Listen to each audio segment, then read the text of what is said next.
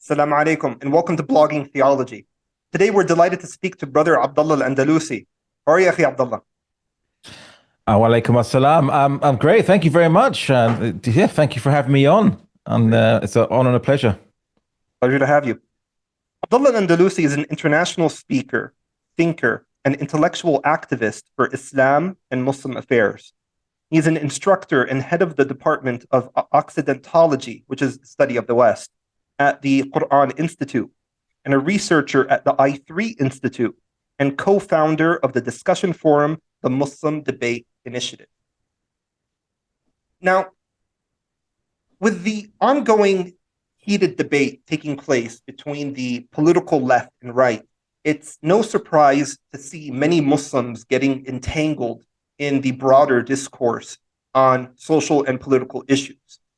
And this itself has caused divisions within certain Muslim circles, with some Muslims expressing closer affiliations with and attachments to these diverging political spectrums.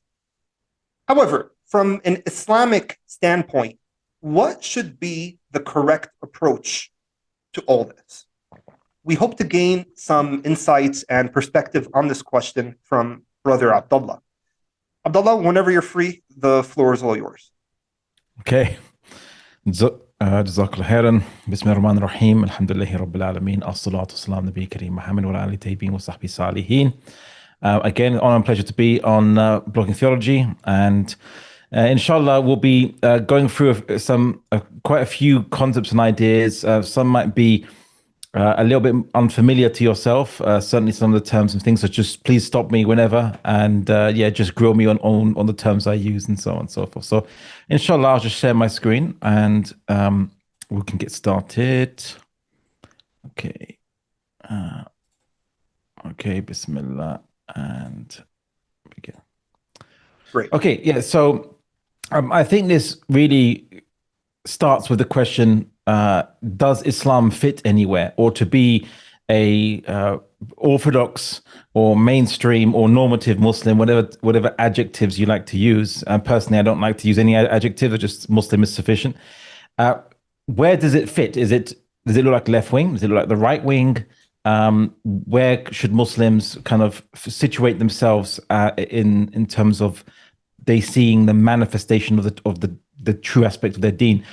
Or is the question, as Muslims in the West, for example, buttressed between Islamophobes and those kind of demanding gender reassignment of our children, possibly, or just advocating to our children that they gender reassignment or sexuality is something that they can engage in any kind of choice that they make. Is this something that we should now seek allies on either side, or which side best fits us in terms of where do we seek allies from? Of course, the question is, do we seek allies in the first place? And in what sense? Of course, we're reminded in the Quran about not seeking awliya from the people of the book, because they're allies, they are awliya amongst themselves. To be careful to be allies with people who might not follow our criterion and our basis for good and bad, but rather we could just cooperate in the good. But then that question is, where do you cooperate in the good? So there's a lot of questions that are flying around in the minds of Muslims. Many Muslims have looked to outside thinkers, outside ideologues, and I'm not just talking about people looking at like Jordan Peterson or kind of Andrew Tate before he became Muslim, because people have often raised the alarm that why are Muslims kind of following these individuals? But Muslims, unfortunately, have been following Western figures for quite a long time, many decades, and maybe even over a century. This has been occurring amongst Muslims, where we're seeking answers to anything except from an Islamic basis. It's almost like as soon as we hear this, because we're so defeated and defeatist, as soon as we hear the slightest thing mentioned by a non-Muslim thinker that resembles anything like what Muslims aspire to, we jump on the thinkers thinking wholesale, or on the ideology wholesale, without kind of realizing that, well, wait a second, they have a different basis from us, and they have a different understanding of good and bad, and they're not a source of our guidance for what is good and bad. So anyway, I've said a bunch of stuff. Now let's kind of get into the technical terms of what we mean by left wing and right wing before a discussion. The devil is in the details, they say, or the devil is in vagueness, actually. And the way to dispel that is kind of precision in language and precision of definitions. Okay, khair inshallah, bismillah. So when we refer to left wing and right wing, we refer to ostensibly these key Western ideologies. So you have the most dominant ideology in the world today, the most dominant Western ideology concocted in the Western Enlightenment, which we'll get to in a second. It's called liberalism, although its current iteration is called social liberalism, or people just call it liberalism for short. Americans call it new liberalism, but now everyone just calls it liberalism because old liberalism is old liberalism failed in the 19th century, and now people just call anyone who follows that classical liberals. Now, that's the first kind of what I call the madhahib of the West, the schools of thought of the Enlightenment thinking. The second madhab, the second school of thought, is conservatism, and conservatism is something which people often really misunderstand for what it actually is. It arose in the Enlightenment era. It's not something that just means to be anti-Enlightenment or to go back to old values before the Enlightenment necessarily. It's actually a very specific ideology which arose in the Enlightenment, which we will discuss. But when we mean by right wing, we often refer to conservatives as the manifestation of the right wing. And the third ideology is socialism, or the third madhab, you could say, although it has a little mini madhab of its own, known as Marxism, Marxist socialism. Not all socialists are Marxists, although all Marxists are socialists, which we'll cover what that means in a second. But generally speaking, when we refer to the far left, we're referring to socialists and Marxists. And of course, there's also neo-Marxism. But most people don't know it by the name neo-Marxism. They know it by the name woke, right? And so it's the ideology of people often attribute to identity politics in the West, on kind of dividing up the people into classes based on attributes, where it is, women versus men, and men are meant to be the dominant class, the patriarchy, to in America, the white supremacy, the white class and the white supremacy versus the other racial classes. We also have those who are heteronormativity, which is basically kind of like patriarchy or white supremacy, but in sexual orientation now. So the heteronormativity, where those people who are heterosexuals have privilege against those who are queer or following different sexualities. And then the same thing with ableism, and so those who are able, those disabled, and there's many attributes that they divide society into, and then engage in an attempt to rectify the privilege given to one class, and this rectification of this privilege is called social justice. Right, that's what you might have heard of, know it as. And of course, now last but not least, now technically speaking, this isn't actually a school of thought per se. But they kind of, it's more like a wave, a second wave of neo-Marxism. Some people call it post-Marxism.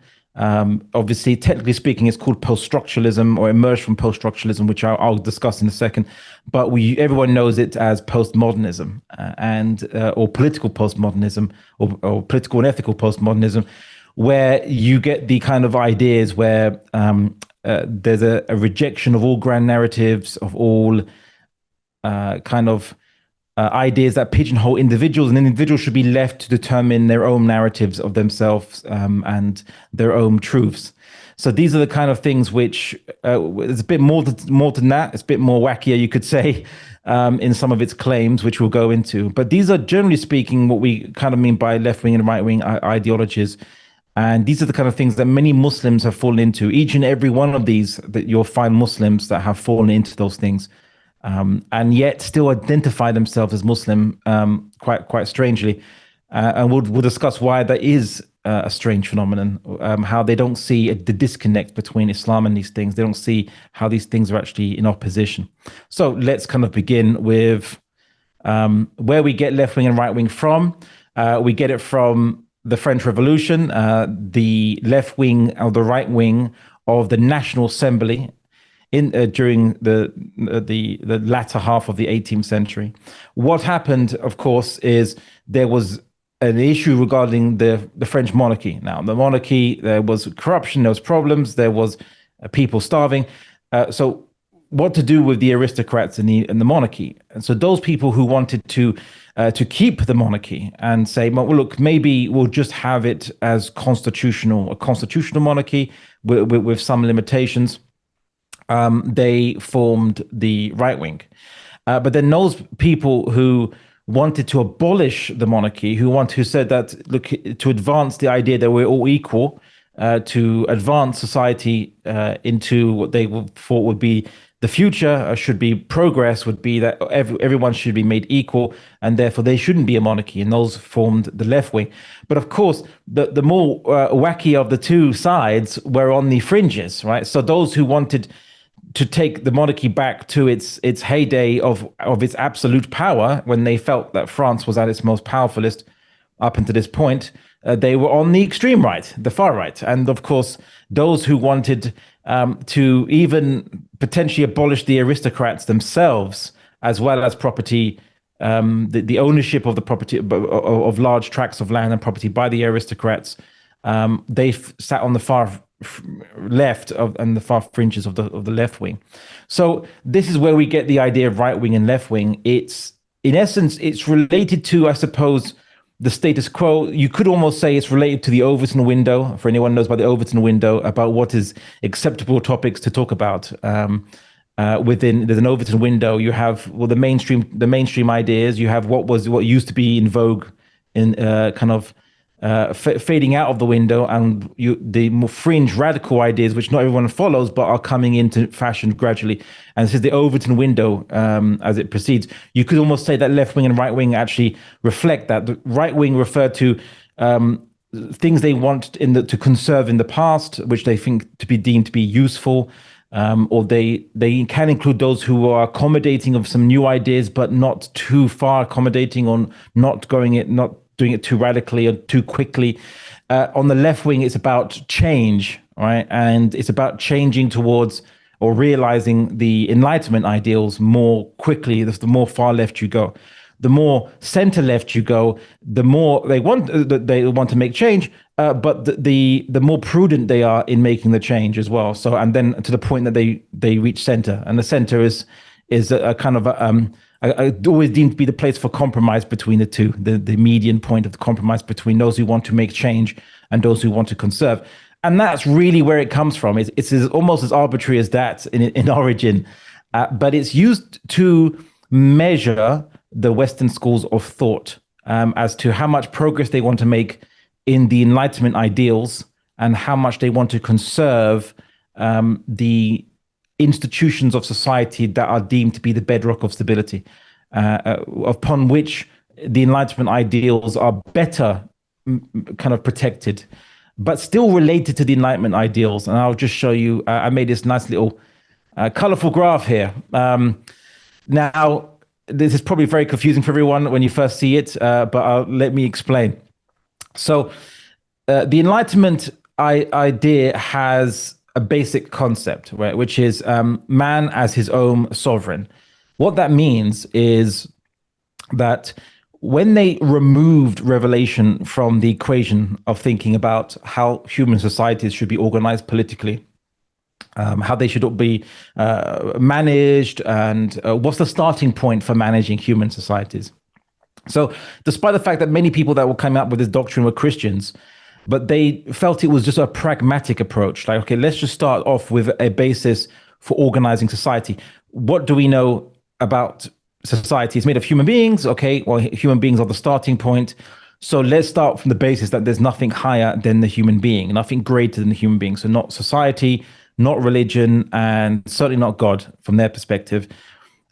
even though these were Christians who believed that God ultimately was greater than human beings, of course, but they felt let's just start as a practical basis, as a philosophy that can unite people, because Christians were not united on biblical interpretations. And so let's find another basis to unite people other than biblical interpretations. Now, I won't go too much into the Christianity aspect, of course, but Christian legal theory and political theory up to this point have already been a long-term amalgamation of Germanic legal practices with Roman legal practices and Roman understanding of the laws, with an aspect of the Bible kind of coloring that.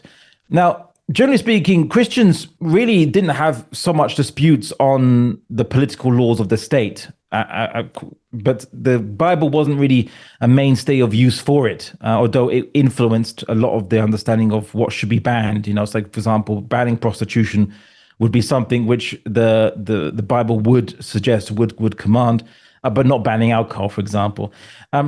However, here's the issue. It was because the Christians, especially Protestants between each other, Calvinists, Lutherans, and Anglicans, because they fought each other on difference of opinion concerning the ghaib, right? What is the unseen, so to speak, and how the Bible, how to interpret such things within the Bible, on on interpretation on the transubstantiation, what about when Christians believe that they're having they're taking communion, the body of Christ, the blood of Christ, wine and bread? Is it literally the blood of Christ, or is it metaphorically the blood of Christ? This kind of debate would lead Christians to kill each other, basically, or in many cases, or just torture each other to save each other's souls. But because, in a way, what happened with Protestantism, once it separated from the church, was that every Christian was a church unto themselves. They were a Jama'ah unto themselves, potentially. Any Protestant could simply be their own Jama'ah because they'd have their own unique interpretations. And then because Lutherans and Calvinists were torturing each other, killing each other based on what they could deem to be heresy, on having difference of opinion on matters of ghaib, right? Matters that you can't see, of course, and how those are interpreted from the Bible, the discussion of the matters of ghaib. Because of that, people felt that it was a growing movement of people that felt that the Bible is not the best basis to manage political society, because you can't stop individual Christians from having interpretations, and then they're going to start killing each other based on believing that they're helping their fellow Christian not be a heretic by burning them, beating them, torturing them, or just outright killing them. So to protect the other Christians from their heresy. So because of that specific, that was a major issue. They felt we need to go somewhere else. We need to find a different basis for managing society, a basis that would be universal. And of course, they found it in an argument which was popularized with, science was developing the idea of natural law, with Kepler and Newton was quite popular, but this was natural law for physical things. What about for human beings? What's the natural law for human beings? So they felt maybe we could apply some kind of scientific method on human beings, although they didn't really. But what they felt was they could find something universal about human beings from observing the natural world, quote unquote, which they still didn't. And it first came with an idea from Hugo Grotius about how to manage international relations between different countries who have different law systems. How are you going to manage a means of expectation between these different countries? So the idea that natural law, where humans, in essence, humans just speculating as to how humans should be living with each other, becomes the universal basis upon which there'll be no ikhtilaf, no difference of opinion. Of course, the irony is that there would be a lot of ikhtilaf on political and social and ethical thought, to the point that it would cause wars again, massive wars, actually. That's the irony, of course. They just substituted one basis of ikhtilaf for a different, perhaps even worse basis of ikhtilaf, because at least Christians had some common understanding or agreement as to what was sinful practices and sinful kind of pervasive issues within society that can be banned by the state and wouldn't face objection by Christians who'd all agree that these are sinful things to be banned. So in this sense, what was developed was the first idea that the individual owns themselves, right? They are the sovereign of themselves. They own themselves. You are the property of yourself. And this is the key doctrine of the Enlightenment.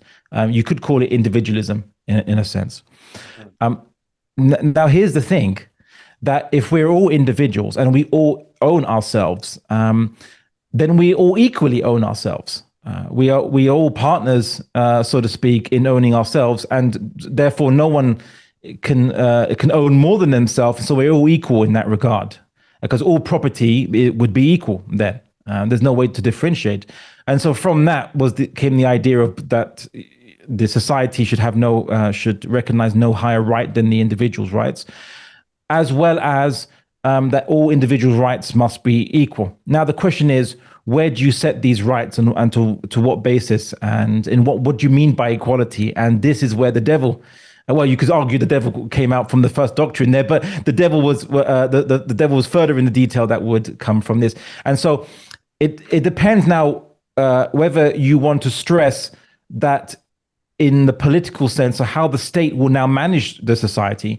If you want to stress individualism more, such that the state should be non-interfering in the individual's freedoms, then you will follow this branch of the Enlightenment. And if you want to stress that all individuals are equal, and that has ramifications which should be made a priority in order to guarantee their individual rights, then you'll follow this branch of the Enlightenment here. And so I'll give you a brief discussion, but we're going to go through these very quickly. So the first clear basis was liberalism itself. You could argue that John Locke was the father of this, of the terms of liberalism. And liberalism is very simply starting from the basis of political individualism, whereby you apply individualism, you stress individualism in politics as the first basis for politics, and then equality afterwards, you could say. So every individual should not be molested by the state, as long as they don't molest other people, right? But of course, the state can implement such laws as for the common good, which is what John Locke did allow, as long as it applies to everyone equally. So as long as the laws apply to everyone equally. Now, this is where the liberal will say that equality is satisfied. Equality is satisfied simply that the laws are the same for everybody. Mm-hmm. Right? That's equality satisfied. John Locke made an interesting point about freedom, actually. And in this one sense, he didn't believe that freedom is what an individual can do whatever they want. He didn't believe that. What he believed was simply that freedom simply means to be under laws which are known and universal. That's all he understood by freedom. You could live in a state that's very restrictive and still be liberal, as long as the laws apply to everybody and you know what the laws are. What he says is not freedom, of course, and one of his main issues, which he was responding to Thomas Hobbes, who was arguing that you can have the leader can do whatever he wants, like he can do whatever he wants. If he wants to kill people, he can kill people, but because he's always better than the alternative. The alternative is fitna, is anarchy, and so on. So John Locke responded to Thomas Hobbes, although Thomas Hobbes, you could argue, is the grandfather of the Enlightenment, because he was the first person who argued, you could say, that natural law should be the basis for domestic laws, or at least the most popular person saying so. So John Locke argued against him, saying, I take the idea of natural law, but I don't take the idea that the leader can do whatever he wants. I reject that, because if he's killing you, then doesn't that go against the very reason why you have government in the first place? It's meant to protect your rights and property. What's the point of having a government that takes away your rights or can transgress it at whim?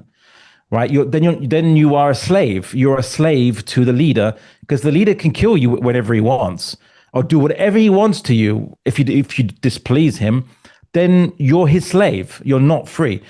And in a sense, as Muslims, this is something that we don't adopt, but is replicated to an extent in the Sharia, because from our perspective, the leader can't do whatever they want. They're limited by the Sharia, and if the leader can do whatever they want and we allow that, so then we are slaves to the leader. We're not slaves to Allah subhanahu wa ta'ala. Only Allah can give us orders as He wills, of course, which we always believe will be just and good. But only He has absolute power to say whatever He wants over us and to do with us as He pleases. No one else. Anyway, so if you adopt that branch of the Enlightenment, you are a liberal. However, if you believe that individualism or the rights of the individual are something which formulas don't produce, but social conditions and social institutions produce the freedom of the individual, produce a society that respects people's individual rights to go about their business as long as they don't molest other people. If you believe that it was the social conditions, if you believe that it was special conditions that only arose in Europe at a certain time that led to this, rather than simply just the haphazard invention for these formulas, then you're going to be a conservative. A conservative believes in political individualism too, right? They're not collectivist. They simply posit. They would say they are, in a way, this is from Edmund Burke here, but also you could say David Hume was a conservative in the sense they view themselves to be really truly scientific, more than their liberal cousins. Why? Because they simply say that culture and the social institutions have been developed by centuries of trial and error experimentation, producing stability and an equilibrium that has been developed over centuries by your ancestors. Who are you to change that, knowing the potential that when you make a change, you could cause catastrophic effects? And Edmund Burke always pointed to the French Revolution, how crazy it went, right? They beheaded so many people, they put ISIS to shame. They did it. And of course, because it was the Enlightenment, and they were developing new ideas and technology. They developed a machine to do it very efficiently called the guillotine, right? So it was a very efficient device to behead because there was beheading so many heads. You need to make it more efficient. So Edmund Burke pointed to the chaos that was happening in France, and this actually, in a way, propelled him to set up a school. Maybe not consciously, he just was making arguments, but it was to set up this, you could say, what would be the conservatives, who initially had been part of the Whigs. The Whigs you could call them the proto-liberals, if you'd like, in UK kind of history, parliamentary history. They were the ones who believed in human progress. There's an idea that society could be improved by changes and developments in technology and in law and so on and so forth. So you can improve human society. So conservatives emerged from them, from the Whigs, as opposed to the Tories, who were those who were viewed to be people that wanted to preserve tradition of the past. Right, so you could call them the proto-conservatives, but the actual conservatives emerged from the Whigs. And when they realized that you can't let the Enlightenment go too far too fast, right? It's dangerous, and that's where conservatism rises from. That's its simple creed, which is stability is the most important thing, because you're not going to have rights in the midst of chaos, but that rights of the individual should be protected, and that individuals do have rights pertaining to themselves as sovereign beings. The conservatives agree with this. They don't disagree with this. They are from the Enlightenment. They are not, people, which you might call, people believing in the Bible and wanting to replicate medieval Christianity and its circumstances. No. They are the product of the Enlightenment, and they are the children of the Enlightenment themselves. They just have a certain basis. And when they go to the Bible, when they go to Christianity, and which many of them respect, they view it simply as good teaching, good instruction based on the wisdom of the ancients that developed stability, that developed good family, that developed the things needed for human thriving of the individual. That's simply why some of them might look fondly at the Bible. And although some of them might be actual, physical Bible thumpers, as they say, to quote an American slur, I suppose. like if you're a Christian in America, and many Christians that we've encountered, me and you, of course, who are really devout Christian, or they appear to be devout Christians, but they always and they always appear to believe in the freedom of the individual, the freedom of expression, at least in theory.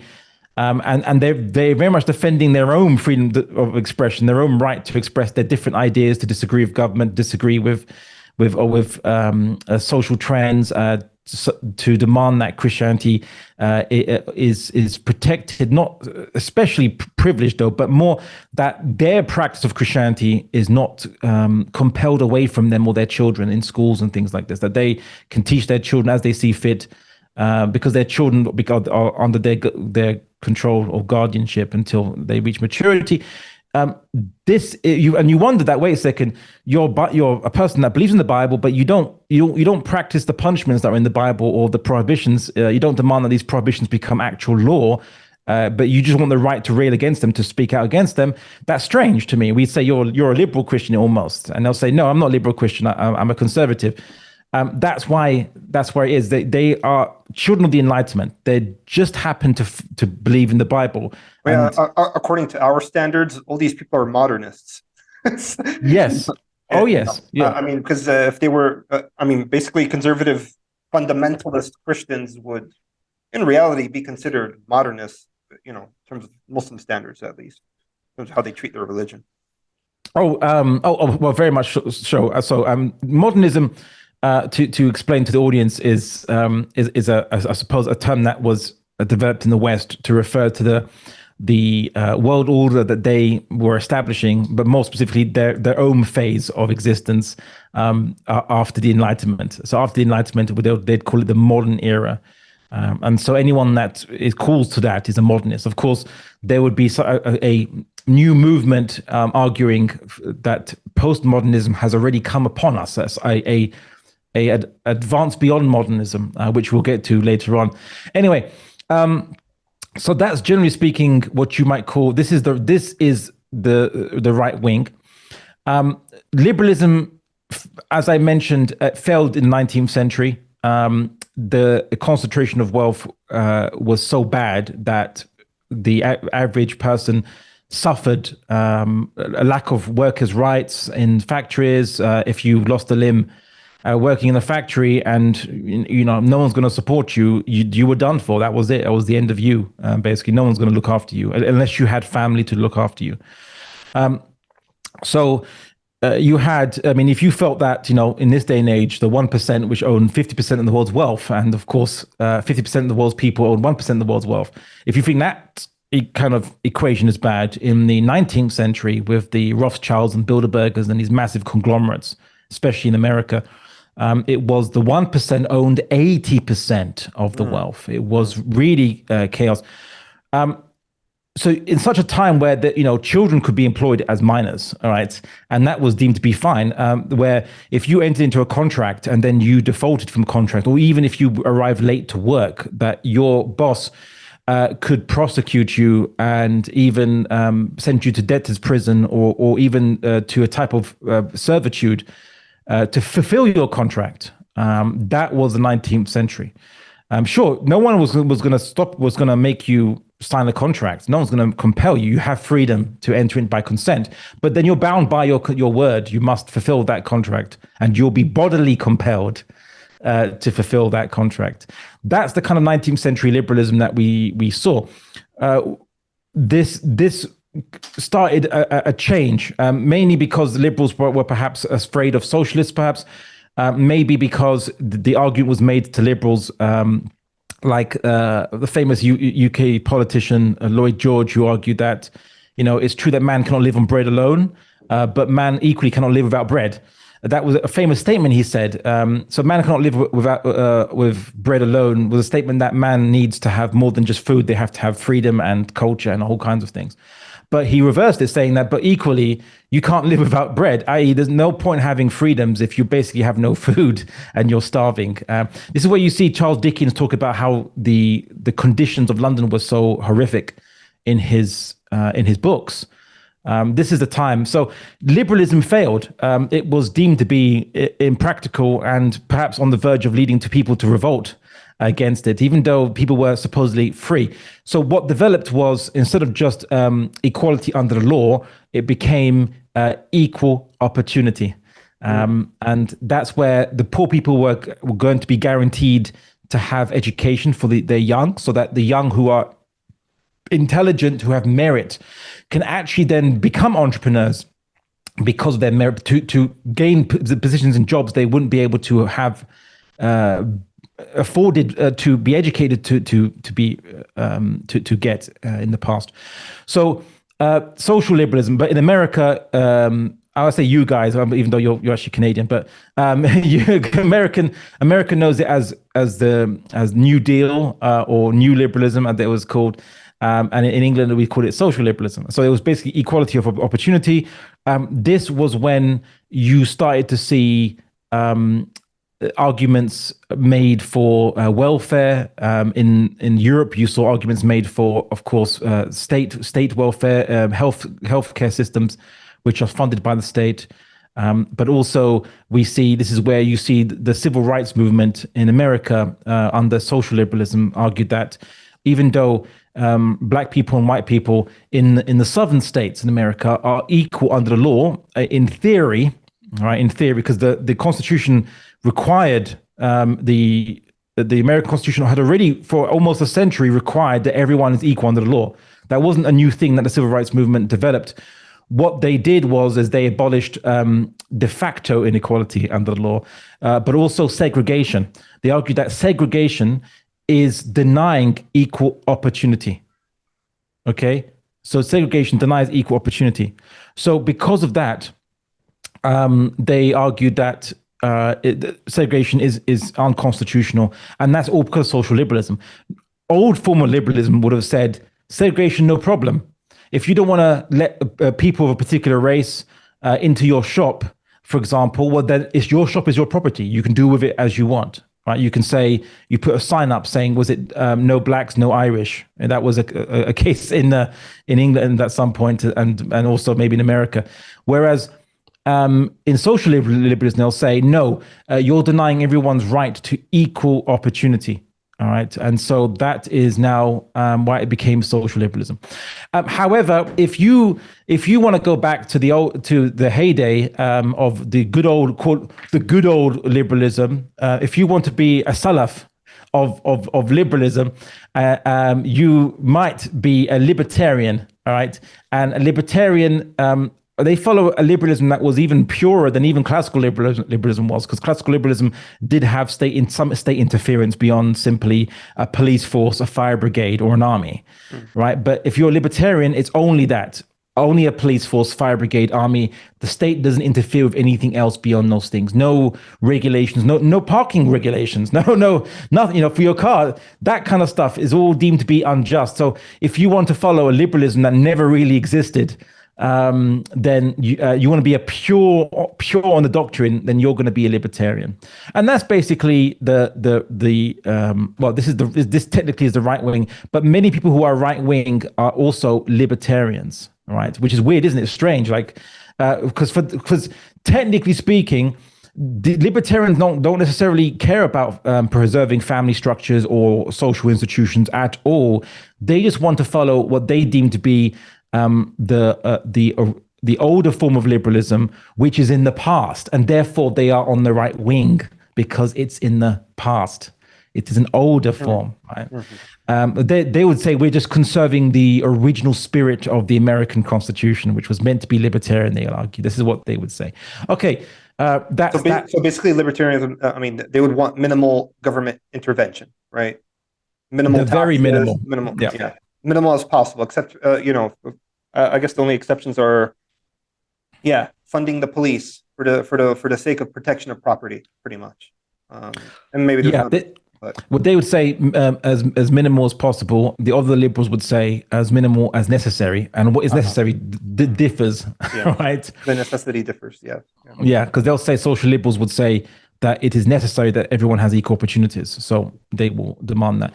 This is now when you talk about liberals today, they all fall into this, because technically speaking, classical liberalism now is right wing, because it's an older version of it now, so it falls into the past. So all these guys here, all these guys are actually right wing now, will be considered to be right wing, whereas only the latest form of liberalism is center left, as they say. This is the center left here. Okay. Now this one, this is the colorful one, as they say, quite almost literally in its choice of emblems. So, if you argue that the purpose or basis behind the way to achieve individual rights and liberties is that everyone has equal power, because if you have more power than me, then you can subjugate me. You can threaten my rights. But that also includes not just having more power than me, but it also includes the fact that you control something that I need, which is wealth. And wealth gets me food, wealth gets me livelihood, wealth gets me a roof over my head. So if we want to guarantee everyone's rights, everyone's individual freedoms, you need a society where you can't be bullied by your bosses, where you're not a slave to the factory, the corporate magnates or the entrepreneurs and so on and so forth, the capital owners. You need to have the freedom from anyone that can control or manipulate you using what you need, what you depend on. Okay, so if that's the case, if that's your interpretation of this Enlightenment doctrine of how you manifest this, then you're gonna go more on the side of political equality as your first usul, is the first basis for your principles of belief. And if that's going to be the case, you're going to be a socialist. Now, socialism is quite simply this: that the property of this planet Earth is commonly owned by all human beings. You're an individual. Okay, great. You own yourself. Great. They don't dispute that because they're from the Enlightenment. So they won't dispute this. But what they'll say is, but who owns the Earth? Right? You can't say any individual has a greater entitlement to own more of the planet Earth's resources than anyone else, because it's common property. Well, just because your ancestors got there first or were more powerful, that now they inherit it onto you. That's not fair, they'll say. So if you believe that, if that compels you, or you find that compelling argument as an Enlightenment thinker, you will then, or follower, you will be a socialist. And socialism's basic premise is quite simply this: that the state will be the basis to guarantee people's rights, like liberals do. But in this case, the state will do so not just by protecting your individual rights, like liberal state will, your right to sleep with who you want, to drink alcohol if you want, more or less, to do all the same things that liberalism allows you to do. But there's a little bit extra, right? Something that it does different, which is it says the state will be in charge of controlling private property and distributing it to people. So the state distributes the property to everyone because it doesn't belong to anyone in particular. It is common property of everybody. So the state is like a caretaker of property, and it distributes it. And of course, if everyone's equal, in theory, it should distribute it equally to everybody. That's if you believe that, then you're a socialist.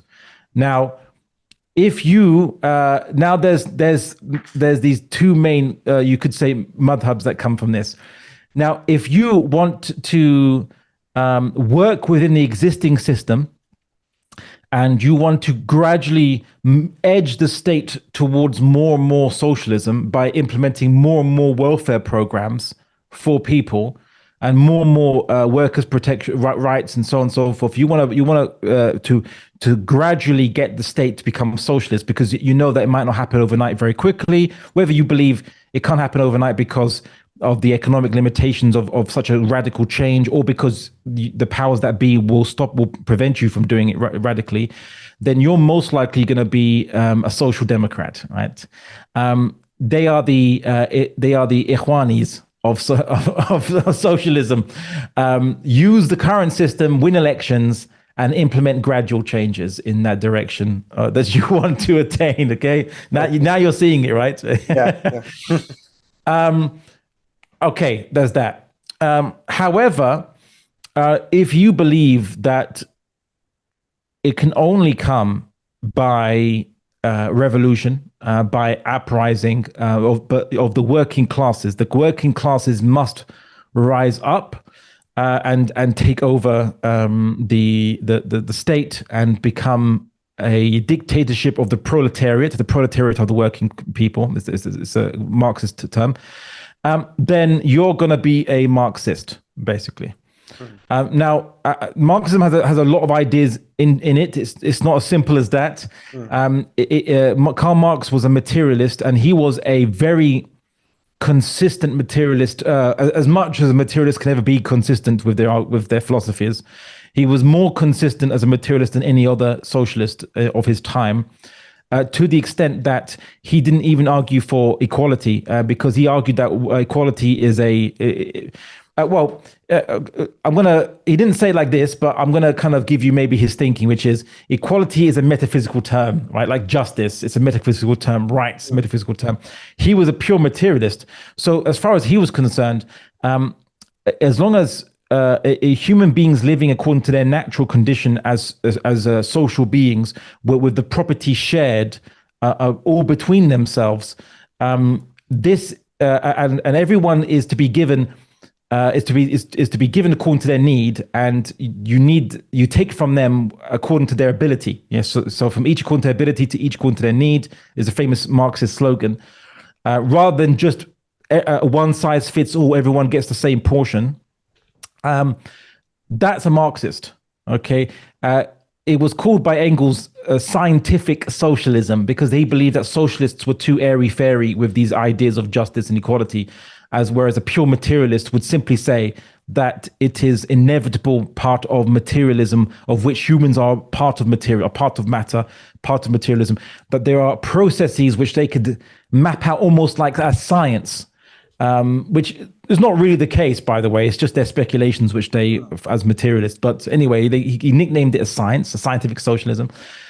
So they have more formulas than the socialists do for managing and organizing what society would look like, why it's going to go in the way they say it's going to go, and so on and so forth. That's why Marxism is very appealing. That's why most socialists most socialists used to be Marxists, because Marxism gave you a very specific set of guidelines with a very specific set of reasoning and explanations, give you a comprehensive worldview, explain everything from a materialistic basis. So it seemed to be very consistent, but it isn't, but that's what, at least had the appearance of being so.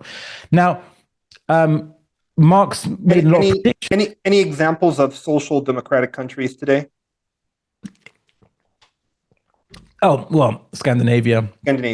is very, very typical. Social Democrats are quite strong in Canada as well, as you might be aware.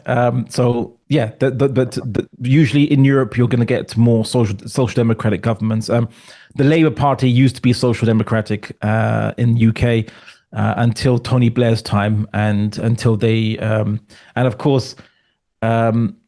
Jeremy Corbyn, who like not many people know that I actually before he was famous, I actually debated him on a panel, actually at in a discussion panel in Parliament itself, not the main room of Parliament, but other rooms of Parliament, on secularism. I actually debated him on secularism itself. But Jeremy Corbyn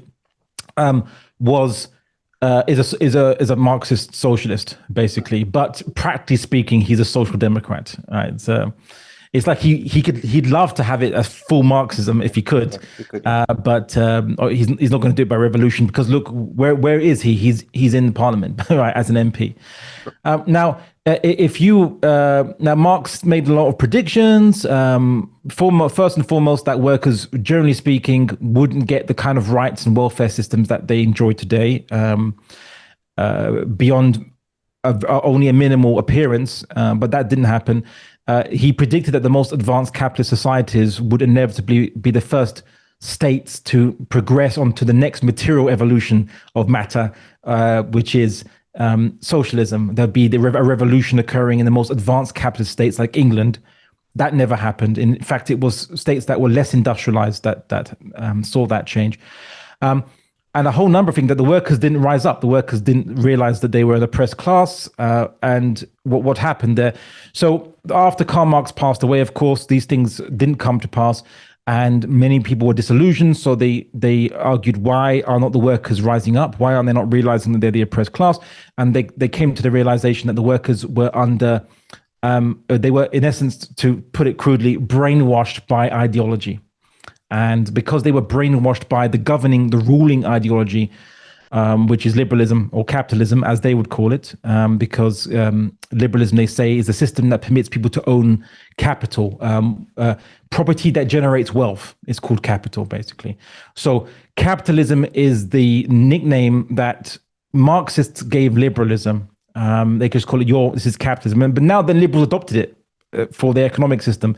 It just means the liberal economic system. That's all it means. But anyway, so if these people realized, these Marxists realized that Marxism couldn't explain everything, and that it made bad predictions because the things didn't come to pass, and that the workers weren't rising up when you tell them to rise up, when you point out that they're being oppressed. So what do they have to do? They realize that they have to refute this brainwashing ideology that's pervasive in society, that makes people feel that they are in a fair society, that makes them feel that they're in a just society. And so the main movement now would be not to rise up with arms and weapons, but really to expose this brainwashing ideology of liberalism and its ideas and many manifestations and doctrines and kind of ideas that it seeks to use to continue itself and preserve itself, to attack that. And if it was called ideology critique by the Frankfurt School, then these are a growing school of neo-Marxists in essence, and these individuals, if you're involved in an ideological warfare, you could say, against this ideology, against to expose the privilege in society between the working classes and those who are the capital owners. They also discovered that there are many other kinds of classes as well, which are also are privileged in the ideology, or in de facto in society have a privilege. And this would lead to what you might call woke today, which is the idea of creating social justice. Because technically speaking, for Marxists, the economic justice, they couldn't get that straight away. They realized that people in society were brainwashed. And so you have to kind of, if you eliminate the social injustices, the differences of privilege between people in society, then the next step will be then economic justice, where people say, okay, now the wealth must be redistributed. So you could say that in a way, neo-Marxists are breaking down the barriers for a Marxist revolution, even if they don't necessarily intend it. But you could say that was what the initial neo-Marxist thinkers were thinking about, which is how to break down the obstacles for a full-on Marxist revolution. And to do so, you have to de-brainwash the people. So neo-Marxists are all about changing social relations in society between any groups, identified classes of people that they see. And they realized there was more than just one class one way of looking, one lens between working class and the bourgeois upper classes. So that makes you neo-Marxist. Of course, what then happened with postmodernism is what we saw is that many Marxists and neo-Marxists realized that this whole plan of theirs was just another means of control they were imposing on people, that they were going to substitute one dominating ideology, because they were very obsessed with getting rid of the dominating ideology. But then they realized, but we're going to replace it with another dominating ideology. And really, the individual should be free from dominating ideologies that oppress them. In a way, they wanted to take equality to its ultimate level, which is that ideology is a product of human beings' minds, and you can't free them by supplanting one ideology with another. So every human being should be allowed to decide their own narrative. They use the word narrative instead of ideology. And so this is now postmodernism, where you believe that all ideologies are there's no way to know which one is true. There's no way to know which one is universal. So everyone's own interpretation of reality is undecidable, but equally undecidable, and therefore everyone's own interpretations of reality are basically equally valid. If you believe that, then you're a postmodernist. Some people call them post-Marxists because they apostated from Marxism and neo-Marxism because they were so obsessed with refuting the dominating ideology of the West. They just simply realized, some of them, not all of them, some of them realized that, wait a second, but we have an ideology too, which, how do we know that's true and fair? Now, how are we going to impose that on other individuals, ourselves? And so that is when they realize that, that's when they become postmodernist, you could say, post-Marxist. Last but not least, I suppose, fascism is a weird outlier in the Enlightenment. It comes right from the Enlightenment, by the way, but it is a very weird outlier. Why is that? Well, because fascists believe in freedom of the individual. Yes, they very much do.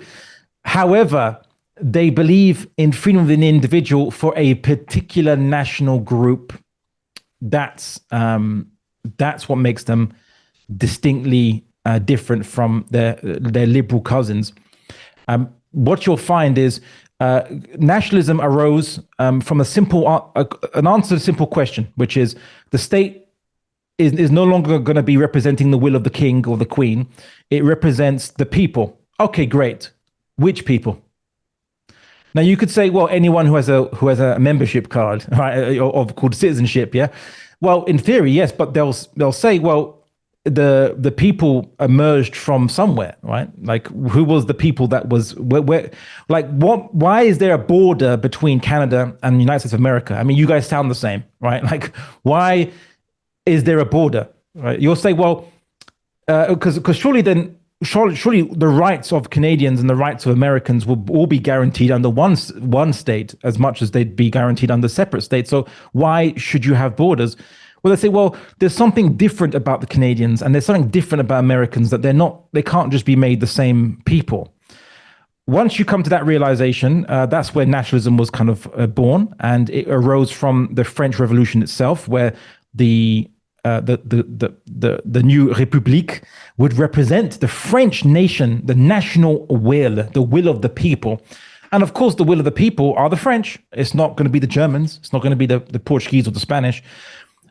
Once you have that understanding that the state represents the will of a specific people, then you'll realize the thin ice that liberalism skates on, and how it can easily fall into fascism, and how many liberal states do fall into fascism, depending on the certain economic and social circumstances, usually economic circumstances, which is that if you have such wealth problems in society, and you usually it is kind of the immigration by those who are deemed to be not part of the nation is a catalyst for fascism, because they say, look at these foreign people coming to our country. How are they having the same rights as us when our ancestors built this country? This country represents our will. How are they not adopting our customs and our culture? Why do they have to keep their customs and culture when they're in a new land? You know, if you come to our country, you should adopt our customs and our culture to respect us, because the argument goes, if they grow into large enough size, they will change the customs and culture of the society, and they're an existential threat. And the fascists will say that minorities are an existential threat to the rights and freedoms of the individuals defined by the national group that the state represents. That is a fascist argument. Okay, and the fascists will also say to their liberal cousin, they'll say, look, you might say that the individual's freedoms are the first basis, are the most important, and the state has to justify its limitations around that. But we put to you, where do rights come from? Okay, because there's no right to nature. Nature doesn't care about your rights, right? You're on a desert island with lions and tigers and bears. They're not going to care about your right to life, or your right to be authentic, right? They're going to eat you, all right? They're going to kill you and eat you if they could, right? They don't care about your right. So nature doesn't care about your rights. It was ironically in 19th century the development of materialistic understandings of rights when natural law was put aside because, as David Hume said, it's nonsense on stilts. Sorry, Jeremy Bentham, said it was nonsense on stilts, that there is no natural rights in the universe. There's just what we create for ourselves. So the fascist says, who guarantees your rights? They'll say it's not God, it's not some kind of airy fairy idea of rights that exists separate from all things in the universe, like a platonic form. Nope, it's the state. So the state is more important than the individual, because without the state, you wouldn't get your individual rights. So then they say, as an individual, you have no right to weaken the state. Okay. And so fascism comes from the Italian word, or ultimately Latin word, fascia, which kind of means, in essence, it used to refer to kind of bundling together, like strength, where you bundle things together to be strong. And the typical example of the fascist symbol was a Roman symbol, actually, which they used, was it had an axe tied to a number of other wooden sticks. When you have the axe hilt by itself, you can break it, you can snap it pretty easily. But when you tie it to a number of other sticks in a bundle, you can't break the bundle of sticks. It's harder to break that bundle of sticks. So it's fascia. It's bundled together. It's stronger. So that's what fascism is. Why is it linked to the left here? Is because fascists can argue that the property of the state or the property of the individuals can be subservient to the state for the common good, and can be distributed by the state for the common good. So, for example, the Nazis were called, Nazi comes from the acronym, National Socialist. So they were nationalists and socialists. So socialism only but limited to the national realm, as opposed to what socialists are meant to be calling to, which is their ummah is meant to be all workers around the world, is their ummah, right? Whereas National Socialists will say, no, our ummah is only the German peoples. So fascists can be socialist within the national context. They can be conservative. They can be liberal, but only for their national group. Where to fit them? They don't fit very well on the spectrum. They're very hard to fit on the spectrum because they're a bit of everything, all at the same time, and hence it's hard.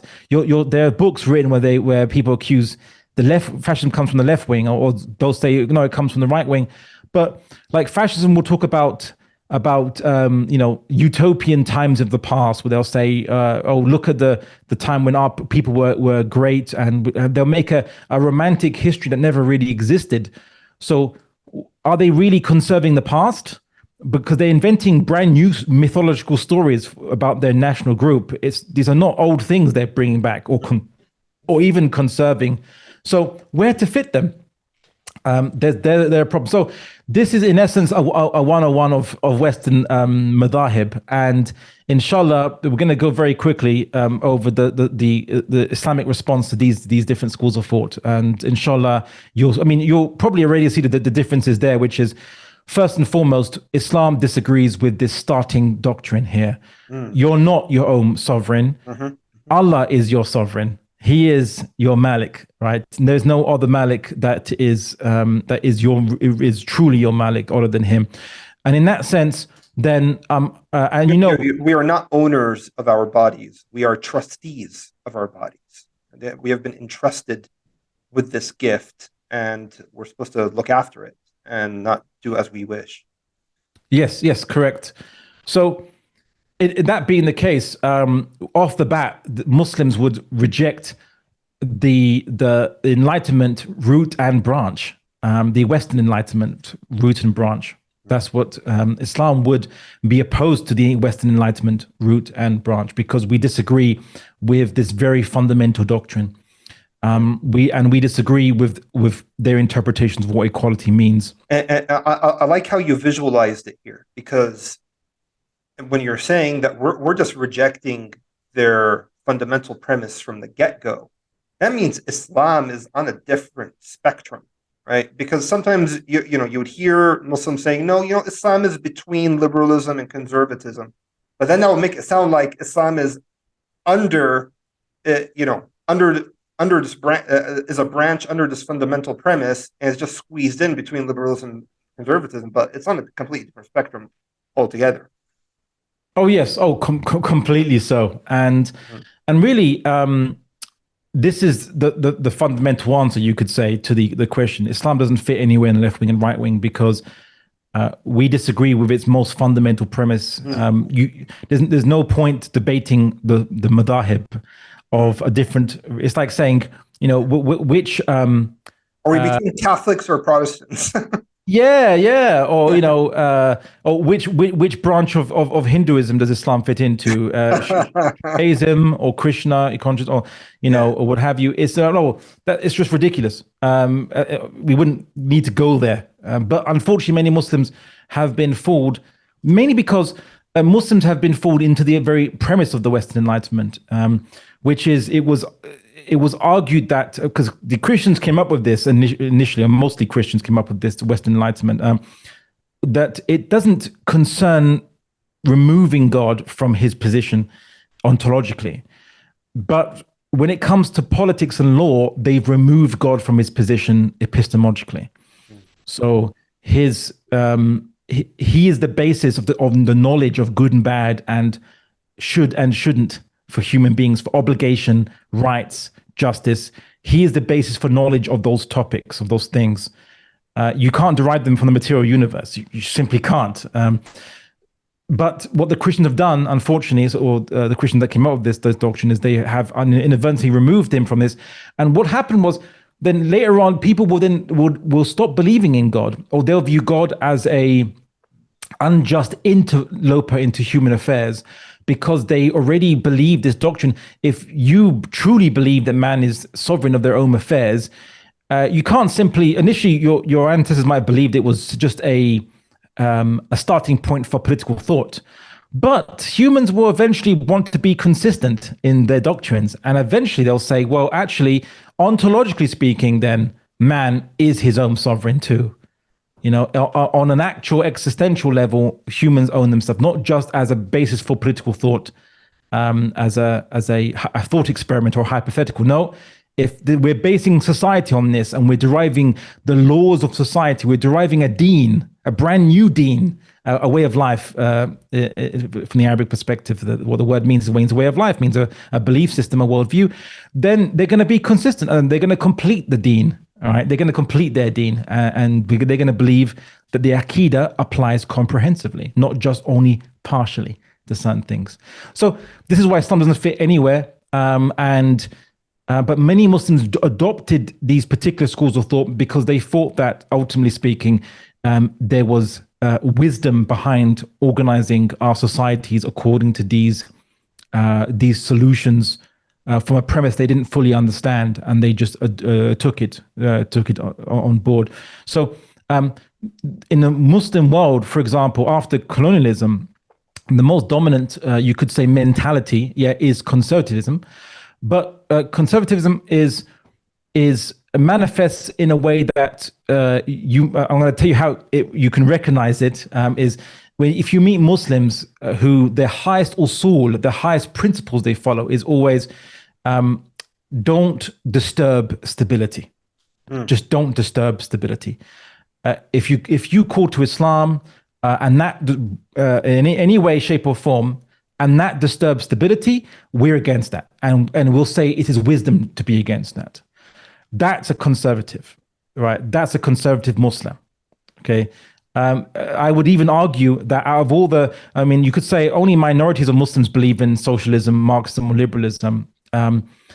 But the majority, and unfortunately, you could say the biggest obstacle for the implementation of Islam holistically are actually Muslims who've adopted the conservative school of thought, that they want to just conserve society as it is, conserve the current circumstances, because any change is deemed to be the unknown, dangerous, could make things worse, and so they adopt it as a de facto principle, even denying the practical application of the Sharia.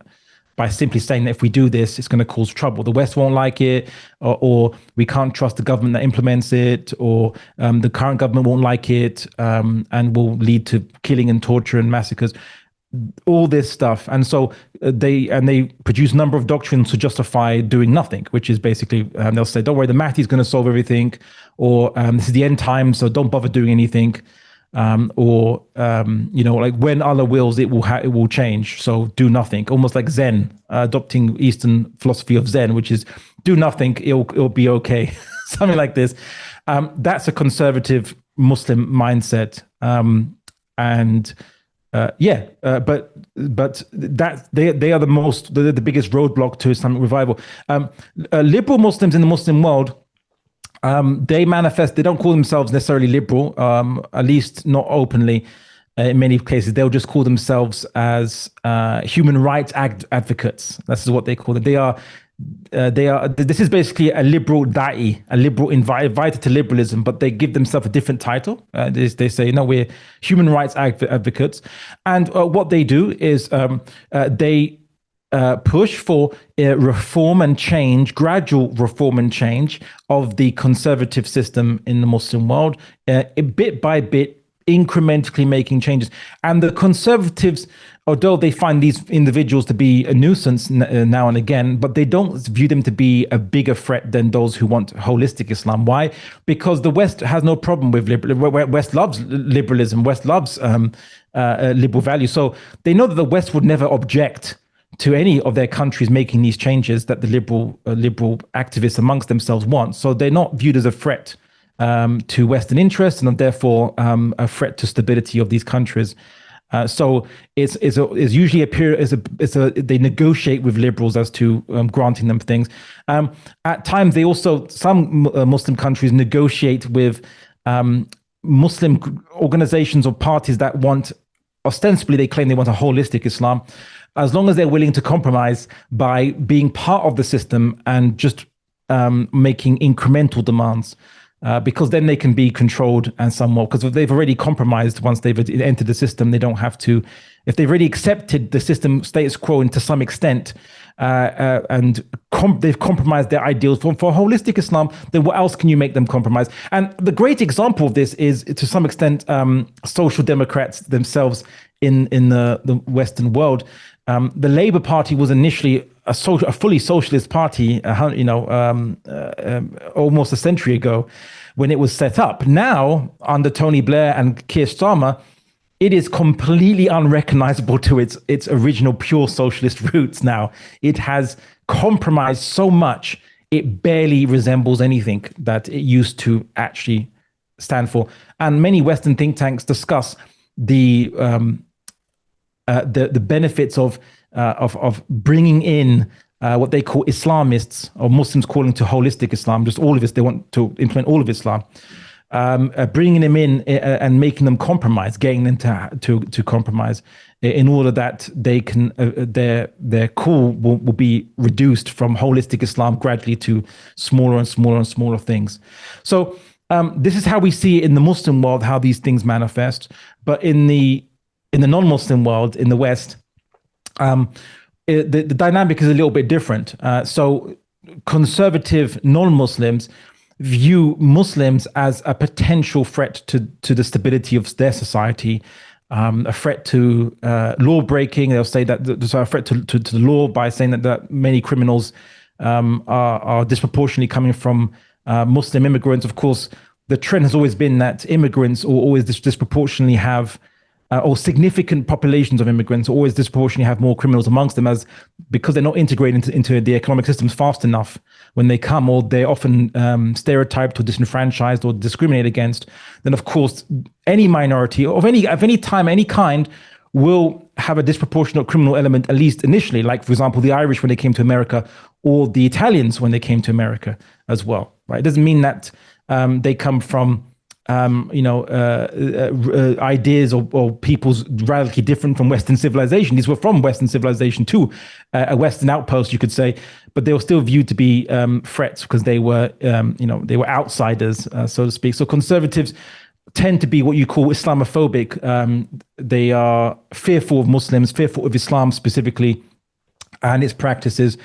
And then Muslims are afraid of the right wing in the West because of what they say and their arguments. So much so that they usually jump on board those willing to welcome them with open arms and say, sure, we will protect your right to identify as Muslims. Right now, I know it's identify as Muslims, but not to actually be the Muslims in the fullest sense, to believe ideas which they don't believe in. Mainly because liberals would simply believe that if everyone obeys the law in the land, it doesn't matter what you do, what culture. The liberals don't care about culture so much. As long as you obey the law, and the law is based on protecting individual rights, so they don't care about culture as so much. But socialists and others, because immigrants are going to tend to be those who are going straight into the working classes or below, the poor classes who are not even workers. They tend to view them as their ummah. It's like, oh, you working class Muslims, or you're Muslim on the bottom tiers of society. We're for you, right? We are for you. But what they notice, what socialists will, and they do say, and when they do notice, is that the immigrants aren't following the dominant ideology of liberalism or capitalism or what have you when they come in. So they're more amenable to following their ideology of socialism when they come in, especially when socialism promises them that they will have money and welfare and being looked after. So they view immigrants and minorities, especially Muslims, in many cases, as useful cannon fodder to send forth against. And this was what the Frankfurt School of neo-Marxists actually ascertained. They realized that disenfranchised classes in society, so they thought, look, you can make society versus of the working class versus the bourgeois, but guess what? There are so many other classes you can look at. There's women versus men, and women are 50% of the population. You have black people and Hispanic people in America, which are disenfranchised. You can have more people than the working classes against those who own the reins of power. You can increase your numbers by going beyond simply working classes versus the capitalist bourgeois classes. And that's what they did. And Muslims are useful cannon fodder. And therefore they will say, hey, Muslims, come on board our platform. We will support your right against these conservatives. We will defend you, your right to identify any way you wish. But as soon as you say, okay, well, as a Muslim, then I believe that I don't believe in gay marriage. I don't believe that zina is halal, and it should be banned. We believe alcohol should be banned. We believe a whole number of things, gambling is forbidden. We believe a whole bunch of stuff which most liberals won't accept, and most socialists won't accept. Although gambling, they would probably agree with us on it. Then they're like, oh, wait a second, no, this is you. You sound like the right wing Christians that we fight against. Yeah, you sound like a right winger. We're not going to defend you. You're the enemy. Yeah, you're defending the system, and you'll see how they treat Muslims. They'll be expelled just as quickly as they were embraced. As soon as they give content to the label, we're not just an empty jar, right? We'll just have a label with nothing inside it. We have content. As soon as we advocate the content of that label, they will be opposed to us, and they are not our friends, and they're not our allies. So this is the circumstance the Muslims face. And I would say that in terms of being in the West as Muslims, well, the Quran gives us guidance on these matters. And I think there's two pertinent verses of the Quran that can help us on this matter. One verse of the Quran, which is to cooperate in the good and do not cooperate in sin and transgression. Now notice it says cooperate in the good. It doesn't say ally with, and there's a very key difference here.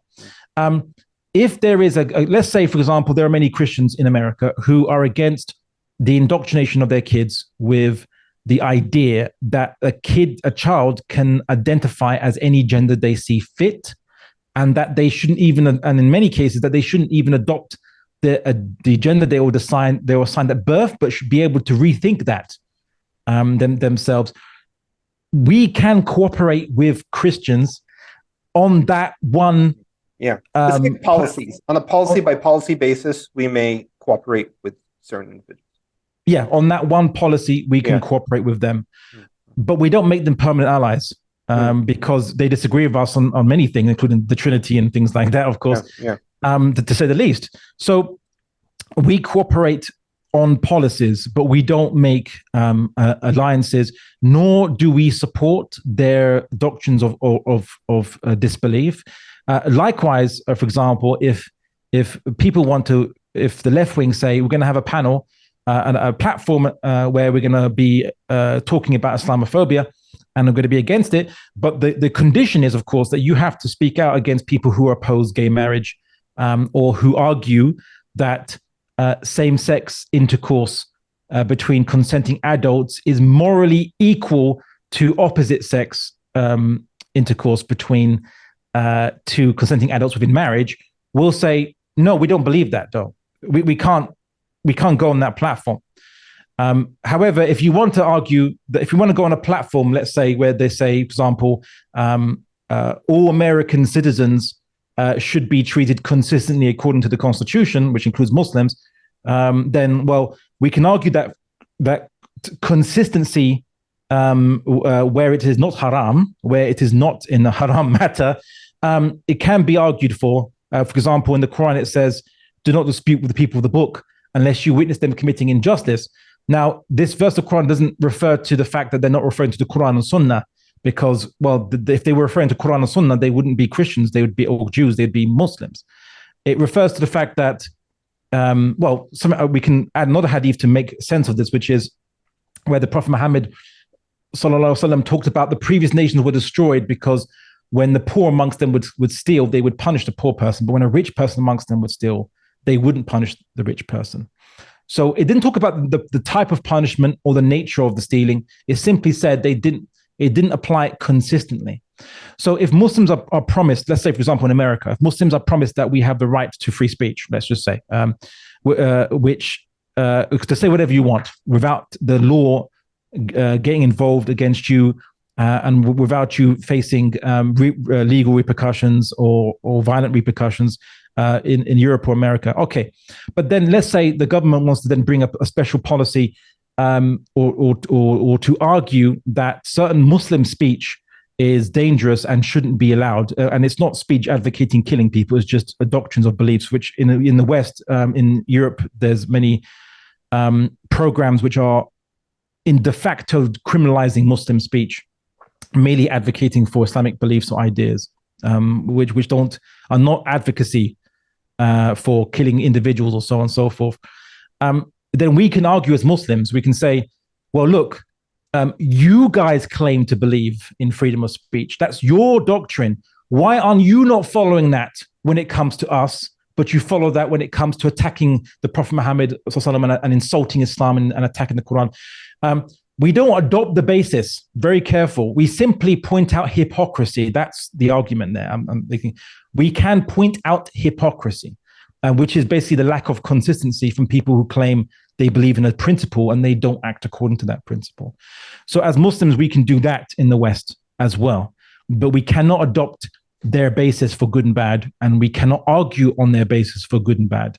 And even when I've gone on TV programs on BBC and what have you, discussing such matters, I'm very careful when I argue. I say, basically, like you guys claim you believe this, but why are you then? But then you act like this. That's the argument that we can that is halal to make. We don't say I believe in freedom of speech, even the right to insult the Prophet Muhammad sallallahu alaihi wasallam, and for that reason I argue that you should allow Muslims to say what we want. No, this is forbidden for us to say that. This is haram. This is kufr because we don't believe in a right to insult the Prophet Muhammad sallallahu alaihi wasallam. We don't believe in gratuitous insult of anyone's religion or beliefs. Gratuitous insult for its own sake. We believe we had a very insightful episode with Brother Hamza Sources on blogging theology called the Blasphemy Laws and Freedom of Speech. So I encourage the listeners to check it out if they haven't already, where we delved into this in some great detail. Yeah. I mean, subhanAllah, as I said, many Muslims made this point, but unfortunately, there's still many other Muslims that are still confused, and we need to get the message out on bigger and bigger platforms, inshallah, until Muslims understand this difference. So in essence, this is as laid out as Muslims. We are forbidden from taking any one of these ideologies. In Islam, as I said, our basis for engaging with non-Muslims is we are meant to be witnesses to mankind as our first and primary relationship with non-Muslims. So we're meant to call them to the truth is actually our first basis and priority. And so our arguments in the West should be, for example, well, look at these ideas that are coming into the West now. Look at these practices, or look at these consequences. This is because of you following the Enlightenment ideas. This is because you abandoned revelation, and even then, your revelation was insufficient to guide these matters because of what happened in the past of history of Christianity before that, in the Roman, how the Roman Empire changed it, and so on and so forth, or how it changed under the Roman Empire, to be more precise. Islam is the true guidance. Islam is the unadulterated will of Allah subhanahu wa ta'ala as communicated to mankind via his prophet, the angel Jibreel, and his prophet Muhammad sallallahu alaihi wasallam. This is how we should be arguing. So we should go up to Matt Walsh or Jordan Peterson or all these individuals and say that, well, you disagree with let's say transgender ideology or what have you, all right? But the ideas you follow inevitably lead up to these arguments, these ideas, these points. You can't, these are inevitable, okay? You can't complain about the destination of the train that you're on when you agree with the being on the train and on the track, on that track. You're just a few stops before the end goal that you don't like, right? The end stop. You're going in that direction anyway. Your ideas were always going in that direction. You can't. The problem, Abdullah, is that many Muslims, in response to the extreme on the other side, mainly the phenomenon of many Muslims inclining to liberalism. I mean, they're growingly becoming attached and being full of admiration for these right-wing pedagogues, right? And so, I mean, this is also concerning recent event, right? And I hope they take heed of what you're saying right now. Well, I mean, look, right. So let's look at pre-Muslim Andrew Tate. I mean, Allahu Alam, I don't keep up to date with anything he does or says. Or to be honest, I wasn't even following beforehand anyway. I just hear all these meme people cite. However, Andrew Tate was a reaction to the excesses of feminist movements in the West, where in order to empower women, they felt it best to counterbalance what they've deemed to be the inferiority complex instilled into women by balancing out with giving them an arrogance, right? So in the form of what they call being self-assertive, quote unquote, being self-assertive, being proud, and saying that you have intrinsic value as simply by dint of just being a woman. I mean, if someone said you have intrinsic value because you're white or a male, they would say, "Oh, that's disgusting ideas." But again, as Muslims, we don't believe anyone has intrinsic value beyond that which Allah subhanahu wa ta'ala imparts upon a person. And of course, your values can go all the way down to becoming nil or minus, even if you reject your purpose in life, if you reject him, the creator of the universe, subhanahu wa ta'ala, and you reject his commands. Whereas if you accept him, embrace him, and follow him, then your value will increase in the eyes of Allah subhanahu wa ta'ala. But to simply say that I just have value, just because, or that you are now better than certain people, or that you're now better than certain men or better than certain women, is kibr, right? It is the arrogance of self-superiority in some sense. So what then Andrew Tate is doing is now then he's counterbalancing it to what he's saying that, well, if we're encountering arrogant women now, which they need to be empowered by being so arrogant in his kind of estimation, then we need to balance the inferiority complex that's now being created amongst men by making them arrogant now.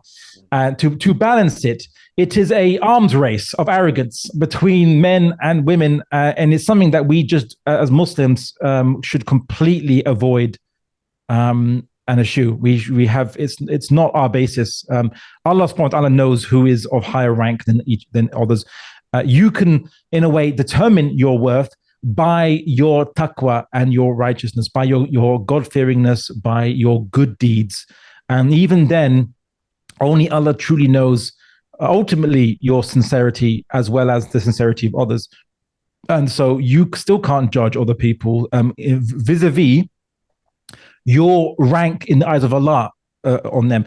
You can judge someone if they're doing an open sin and they are doing it under no compulsion. You can judge that what they did is a sin, right? You can say, well, that's sinful, that's wrong what you're doing. You can judge that. Liberalism says, and these Enlightenment ideologists say you can't judge, because if they're not hurting people or doing anything that is wrong according to the Enlightenment ideals, then their choices are just as morally valid as yours.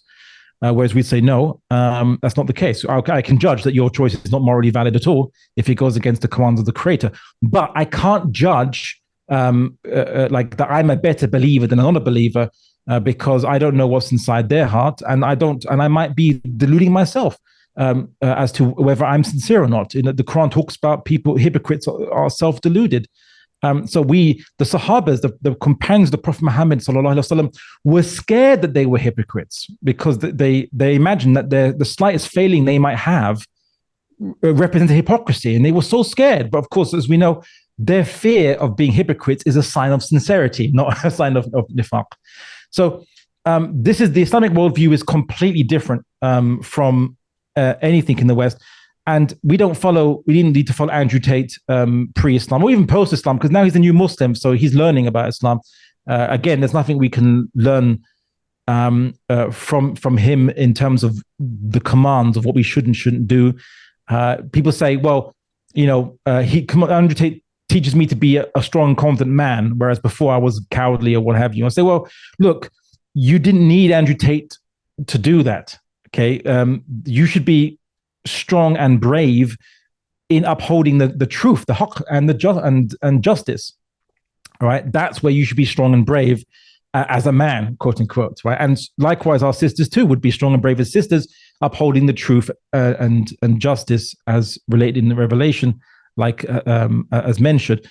That's where we should have been inspired towards. Like, if the Creator of the universe, if you are supporting the words of the Creator of the universe, what fear do you need to have? Then you don't, right? So that should be enough to make us brave, together with confidence in our deen, confidence that we know it is the absolute truth based on yaqeen, on certainty.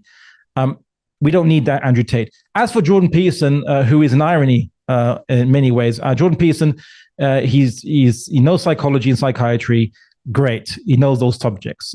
Even then, he specializes. He doesn't know all of that entire topic. Many clinical studies that occurred in psychology and psychiatry are new to him, because one guy can't know everything, even in their field now, with the human knowledge being what it is now today. But he's now asked to talk about society. Now he talked about Zionism in Israel when he interviewed Benjamin Netanyahu. And when he interviewed him, he said he'd push back, and he didn't push back at all whatsoever. Benjamin had full reign to make all kinds of outrageous lies and claims, and he didn't push back. But at the same time, Jordan Peterson seems very confident to speak about the Prophet Muhammad sallallahu alaihi wasallam in the past, where he called him a warlord, which we know a warlord isn't someone that just commands an army. A warlord is a very specific term. It refers to someone that obtained power by controlling the army or having a band of fighters or warriors, and the warriors give that person power over a people.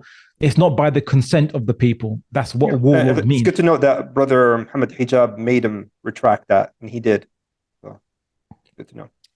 Yes. Although I think he should have apologized more profusely. Jordan Peterson, he's very evasive. I believe in many cases. He doesn't know what he's talking about. He debated a Marxist, or some would say a kind of like a post-Marxist scholar called Slavoj Žižek, who's very famous in Europe. And he didn't know. Again, he just thought he could read the Communist Manifesto by Karl Marx and thinking he understands Marxism. He didn't, and Slavoj Žižek ran rings around him because he really didn't understand. The right wing and the left wing don't understand each other. By the way, they don't know. They don't. They look at each other through their own lenses. They don't understand each other. The left wing would say that right wing, the normative right wingers are just white racists, white patriarchal racists who are deliberately trying to preserve privilege for white males who are heteronormative and yada yada yada. And conservatives think that the left wingers or the socialists or neo-Marxists or woke are basically, they just hate Western civilization and they want to destroy it and bring it completely down to the ground. Which is not the case, right? They don't hate Western civilization just as a civilization. They hate the ideas in Western civilization currently, and it's some of its practices. They want to change it, not to bring it down. Muslims getting involved in any side of this debate, what's even worse, many Muslims have fallen foul of these different ideologies because they were trying to criticize the other side. Yeah, many Muslims were criticizing liberalism. I know I've seen Muslims who used to be at the forefront of criticizing liberalism. Let's just say they discover that, oh, look, there's these other non-Muslims that criticize liberalism. Wow, I didn't know this. They existed. Oh, it's and they open up their books and they read these criticisms and they adopt the lens, the criterion used to criticize liberalism. Which this criterion is left wing. It's not from Islamic basis. And then they adopt these left-wing ideologies. Like, for example, many Muslims jump on, become woke, as they say. They jump on the bandwagon of criticizing, attacking the West because it's then patriarchal, because they say they believe in critical race theory, which I think is something which we should inshallah discuss in the future. Which has a lot of, both of these approaches have a lot of assumptions based on Marxist sociological analysis, which is ultimately materialistic, which would contradict the Islamic basis, both in how it understands society to work, but also in its end goal. And when concerning, for example, feminism or critical gender studies, it wants to undo patriarchy. Well, you could apply its own lenses to Islam and then call Islam patriarchal. Or you could apply the lenses of let's say critical race theory to Islam and say that Islam is Arab supremacist, because the language of the liturgy in Islam is in Arabic, is the Arabic of the Quran, the Hadith is in Arabic, and so on and so forth. It comes from Arabic peoples. The very fact that you have to pray in Arabic, they'll say this is Arabic supremacist. This is the end result of people who adopt initially a criteria they thought would simply help them criticize the West, its current ruling ideologies.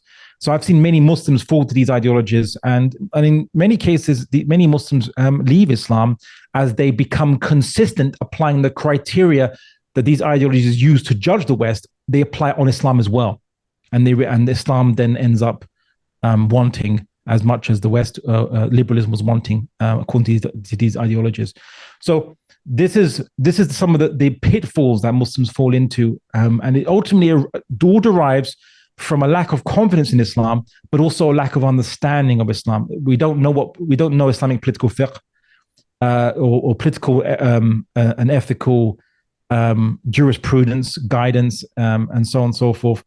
Because we don't know what the Islamic model looks like and Islamic society looks like, we don't know how to judge by it or call to it or rule by it. And so we fall for anything else that promises the slightest modicum of justice or the slightest resemblance to any small branch of Islam that we follow. We think, oh, then we must follow the whole tree because one leaf resembles an Islamic leaf, so to speak. So these are the kind of problems that that Muslims fall into, and that's in essence really where I'll kind of leave it. I usually have I have many presentations I give where I go by for different source material, the texts of these different ideologies I talk about, and I compare them. I show how they actually contradict Islam in what many specific ways.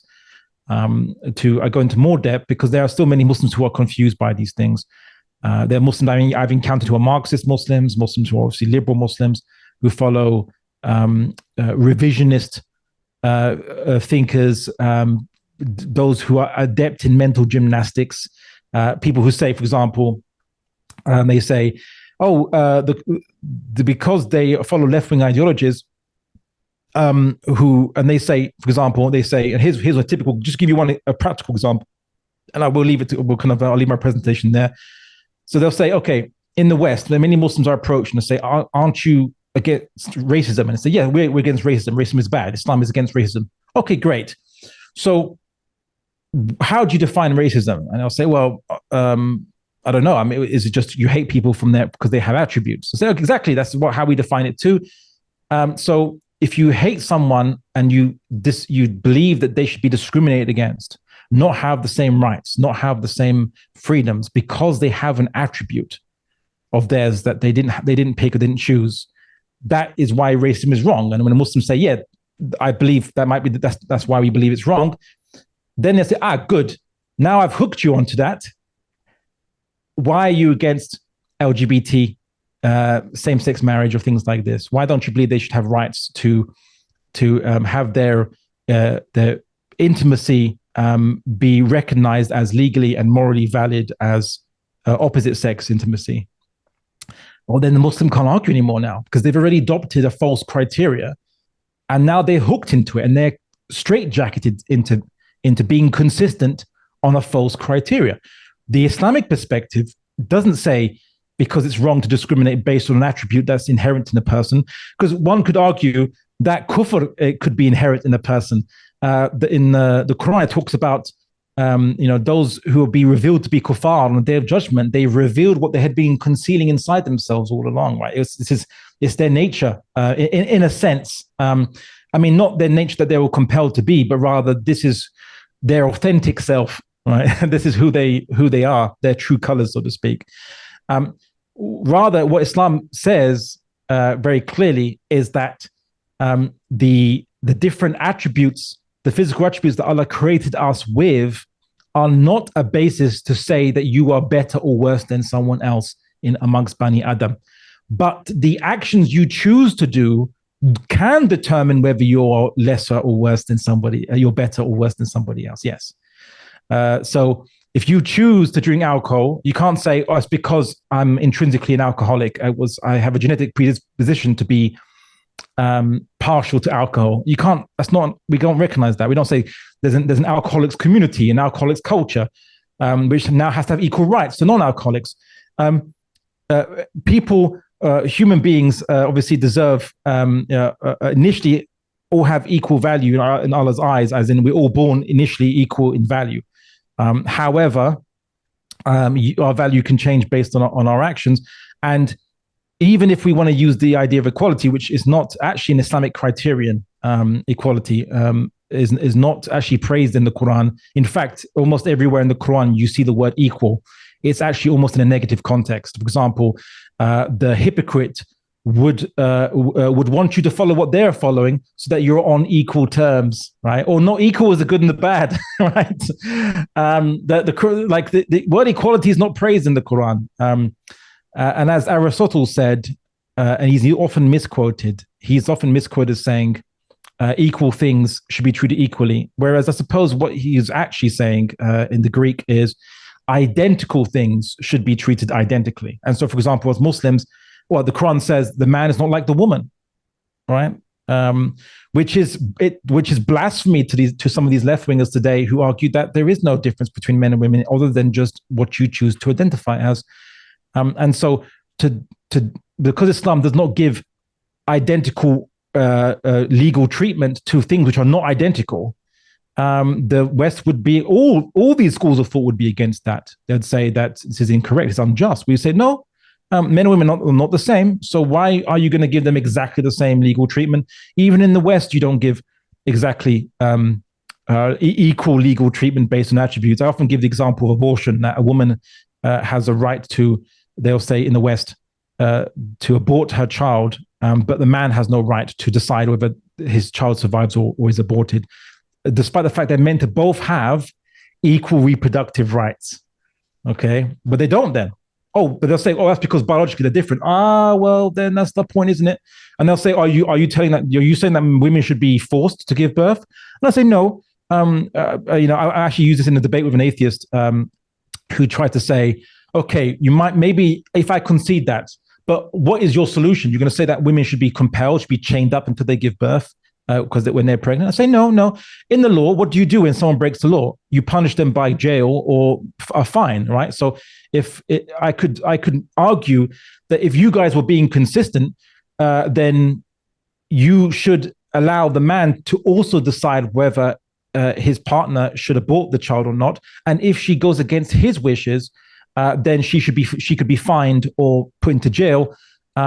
Much like what would happen, of course, if a man gave his partner an abortion pill, crushed it up and put it in her food, and she's not physically harmed by it, but the child becomes aborted by it, right? Without her consent.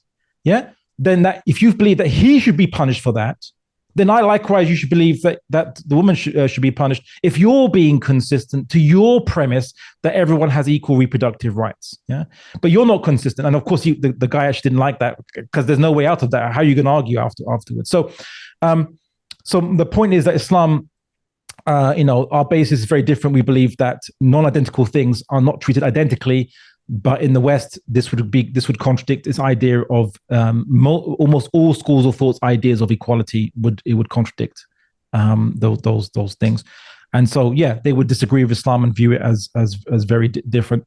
And I think last point, just to go back to what I was saying about Jordan Peterson, just a little funny point, and then I'll stop it there. Which is Jordan Peterson is the biggest irony of them all, because Jordan Peterson he criticizes postmodernism a lot. Yeah. But he's one of the biggest postmodernists there are. He constantly cites Nietzsche, which is considered to be the father of postmodernism. In essence, that humans should derive their own morality according to their own need is a Nietzschean idea, and that the book, the author of the book, his intent or her intent behind writing the book is no longer important. But rather what you benefit from that book, how you can interpret a book to benefit or guide your life to something you deem to be whatever positive, by whatever definition positive you want to call it, is a very postmodernist term. I think it was described that this is what they call the death of the author in postmodernism, which is postmodern thinkers.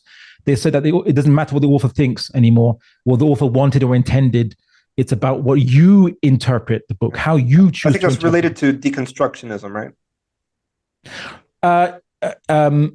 Kind of. Deconstructionism is more to highlight and expose the you could say the imposed narrative that a book presents itself with, and to basically highlight its contradictions to destroy that narrative, to destroy the truth claim to a narrative that a book possesses, to show that it is not objective. It can't. That objectivity can't exist, and that interpretations of reality are undecidable.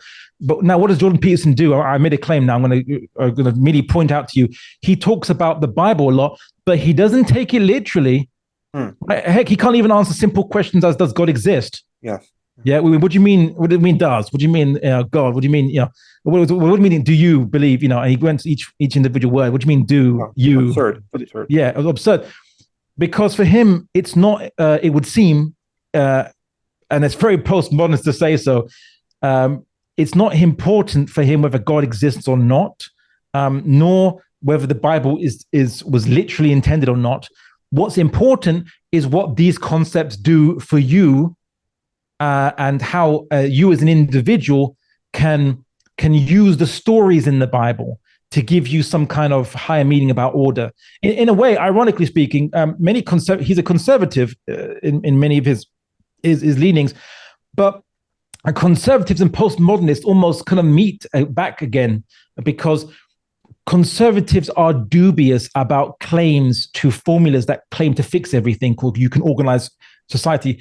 Conservatives say the wisdom of the past gives us some use utility in ordering society and creating stability in society, order from the chaos, right? So ironically, he's a conservative, but also a postmodernist at the same time. Despite the fact that he rails against postmodernism, he himself denies the objective So meaning. he sees the utility in it, but he can't claim that it's ontologically true. That's actually capital T based on, a system of thought that is true. But he sees the utility in it. So In the Bible, yes, yeah, and that you can't get more postmodernist than that, basically. So anyway, yeah, I think I'll kind of leave it there. But ultimately speaking, Islam does not fit into left and right. It transcends. It is in a whole different league. And likewise, as Muslims, our campaigning, our allyship does not fit in the left and right. But we may occasionally have common policies that we may agree with in either those who might be incidentally from the left or the right, but we never agree with them on their basis, their usul, their foundations, their criteria for right and wrong. We fundamentally disagree. We just might happen to agree incidentally on certain policies, and when that's the case, we cooperate in the good.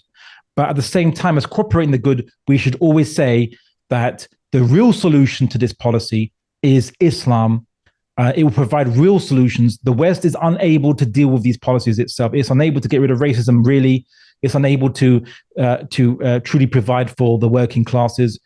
Truly, it's unable to protect the family. When you adopt the Enlightenment ideals, it's going to erode the family, the idea of the sanctity of the family. You conservatives, you've adopted an aqidah that is destroying the thing that you are claiming you want to preserve. And there's no way around that other than adopting a holistic way of life that comes from the creative universe, which we have, which is Islam. So that would be, I think, as Muslims, what we should do in the West and in the Muslim world. We should get rid of all these ideologies that we are following and simply apply Islam holistically, because it is from the Creator, and who knows best than the Creator how to organize human affairs and what our purpose is. Barakallahu fikum, Abdullah. This was, for this very educational presentation that is striving to restore some balance within Muslim discourse about these social issues. And, I think it's fantastic how you covered several key ideologies in a succinct and digestible manner. So, Jazakumullah khairan for that. If I may, I want to. There was something I made a little picture, which is Islam is neither left or right. It is wasat, justly balanced, right? What you see is Islam is not on the spectrum of left wing and right wing. It's on its own spectrum, and within its own spectrum, it is balanced because, for example, if men are given, or let's say, responsibility over the family. They're given commensurate to that a degree of responsibility, I suppose, a commensurate responsibility, which is that they have to provide and or take a bullet for their family. So their life must be put on the line to protect their family, as well as their wealth and their livelihood must be directed towards providing for the family. So they might be given a degree of to be head of the family. You might say that's a privilege, but at the same time, they're given a commensurate responsibility. So there is balance, you can say, in how Islam manages kind of human affairs. Much like I often give the example of in England, guns are illegal for people to own. This analogy wouldn't work very well in America, where everyone can own guns, but guns are illegal to own. Most types of guns are illegal for people to own. But the police can go around with pistols, although most of them don't have pistols, but those that do have a pistol or gun, we wouldn't say they have privilege. Why not? Because their job is to take a bullet for the citizens. They're meant to protect the citizens with their lives. Same with soldiers. Soldiers have access to weapons that even in America, you can't get. The average citizen can't get, like types of rocket launchers and tanks, functional tanks, and warplanes. You wouldn't say the army has privilege, because surely the army is made of citizens just like us. So why do they have privilege? Well, it's not privilege, because with that extra they've been given, they're given now extra responsibility, and so it creates balance. So when Islam manages human affairs, it's always about balance. And so Islam is wasat. Islam is justly balanced. It's not left or right. It's not on that, even on that spectrum. It's its own spectrum, and in that spectrum, it is balanced. So anyway, I just wanted to show people Yeah. that picture. Perfect. Make that point. Perfect. There are some Muslims who, and I'm seeing this more with some academics, but it's also been trickling down to amongst the laity. I mean, they like to borrow or adopt language of some pedagogues from the left and right, and they're trying to Islamicize their concepts.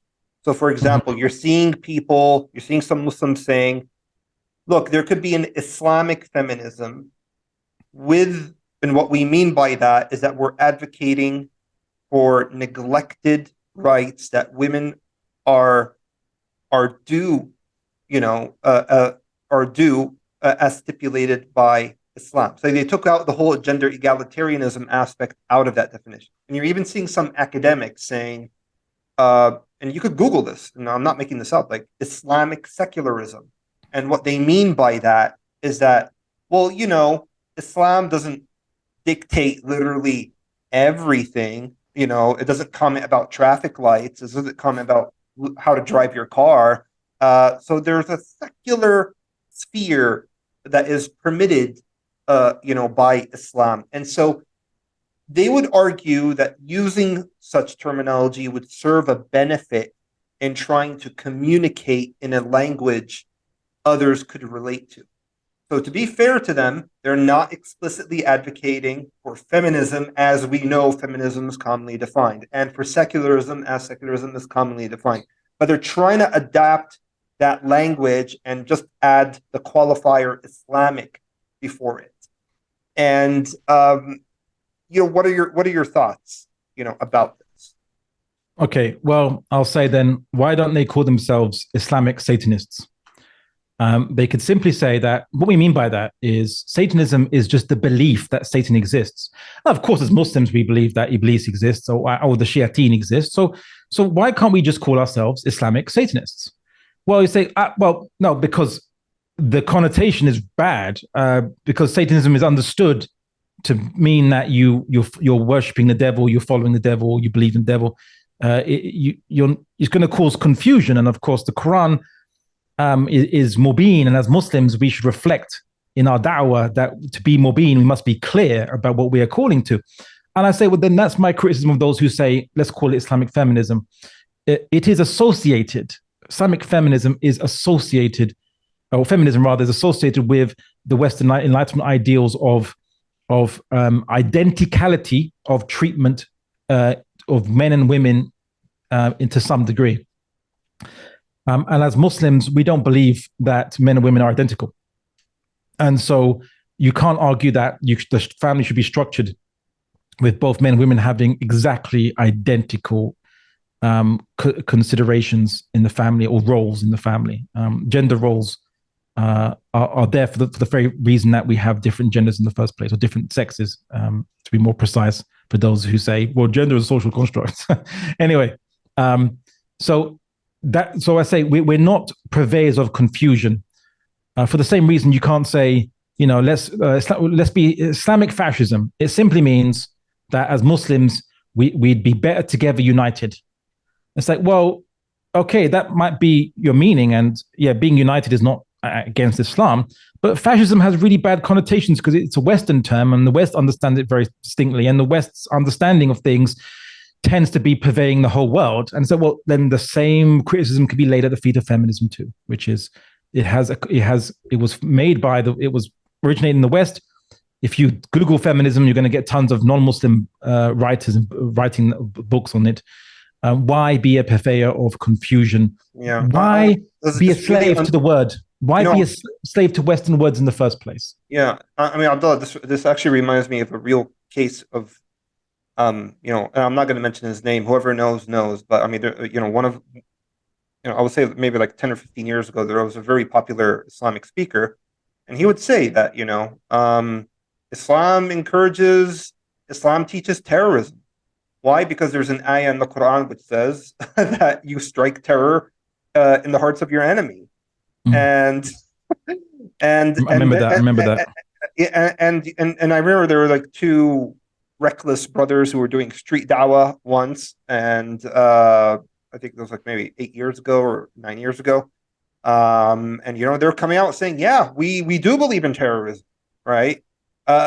And so when you probe them, they'll be like, well, of course, we're not trying to say that you go and kill women and children on the street. We're talking about, striking terror in the hearts of combatants who are trying to hurt Muslims. It's like, man, what are you doing? Right? I mean, is this really wise? And so, I mean, and when it comes to Islamic feminism and Islamic secularism, I mean, what happens over time? And I think that this is exactly what happened with those scholars who had some good intentions when they did the same thing, introducing Islamic democracy. The original. Okay, fine. So just as in a democracy in a secular country whereby things are open to voting except certain fundamentals. Similarly, we can also believe that certain things could be voted on except the fundamentals of Islam. But the problem is that once someone introduces that and then the terminology spreads, people are going to forget what was the original intent of the person who introduced this term.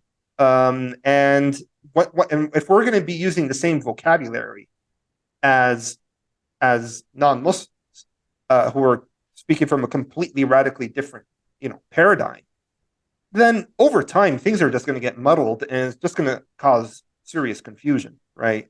And another thing is, I am against, just as Muslims are against, in principle, should be against at least, adopting fringe opinions, right? Fringe definitions. I mean, words have meaning, right? And if we're going to start adopting and concocting these fringe definitions of words and start using them, it's highly irresponsible.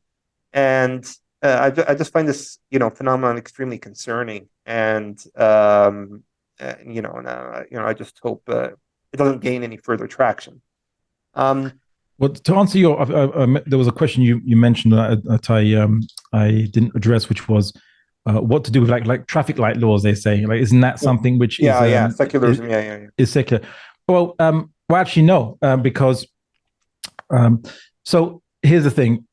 One, the Quran and Sunnah often command, certainly those in charge, those who have authority, to look after the affairs of the people, and to protect the affairs of the people, to be a shield for the people, and so on and so forth. There's quite many verses that talk about the ruler looking after the affairs of the people when they need some kind of collective activity to be organized to protect themselves. And in a sense, to protect themselves from each other as well, which is what the state does. And so you can derive from Islamic sources the necessity to have a traffic light system, but then the traffic light system is managed according to how cars work and the roads and the infrastructure and so on and so forth. So that there should be a traffic light system is actually mandated by ijtihad, by extrapolation from the Quran and Sunnah. But the means or the styles of which that would look like would be dependent on, obviously, the nature of the things you're trying to manage in the first place. So what we found, for example, is that Caliph Umar radhiyallahu anhum, the obligation for the state to distribute the funds of the Bayt al-Mal, the treasury, obviously is a sunnah from the Prophet Muhammad, an obligation upon where the state is obliged to provide funds for. However, when obviously the conquest of Persia, they learned that the Persian had a very sophisticated accounting system, the Diwan, which was very efficient at distributing, collecting funds, and kind of helping the state know to keep track of those funds and where they should go. This doesn't concern the obligation of Islam to have it doesn't impinge or contradict the obligation of Islam, because it's just a means or a style of fulfilling the obligation of Islam in a manner that agrees or fits better the particular context, judged by the fact that, well, you have to have accounting books and to distribute money. This is factually the case. It is more efficient to do it by the Diwan system than it is to do it by simply an outgrowth of the Medinan model of a very large state now. So it was simply, okay, the Caliph Umar adopted the Diwan system. It didn't affect any of the obligations that was in the Quran or Sunnah, nor on it didn't tell or dictate to Muslims who should receive money. It simply said, this is an efficient way of doing the same thing. So as Muslims, we can follow hikmah, right? Wisdom, which is the wisdom is on the how to of something, you could say. But Islam decides for us the what should be done and the why it should be done. So this is really the kind of the difference between those things. So you can derive traffic laws from an initial Islamic basis, because Islam would mandate in such a context that the state does impose traffic laws for people's protection as the most efficient way to facilitate travel. Because in Islam, the state has to facilitate the free movement of Muslims about their business.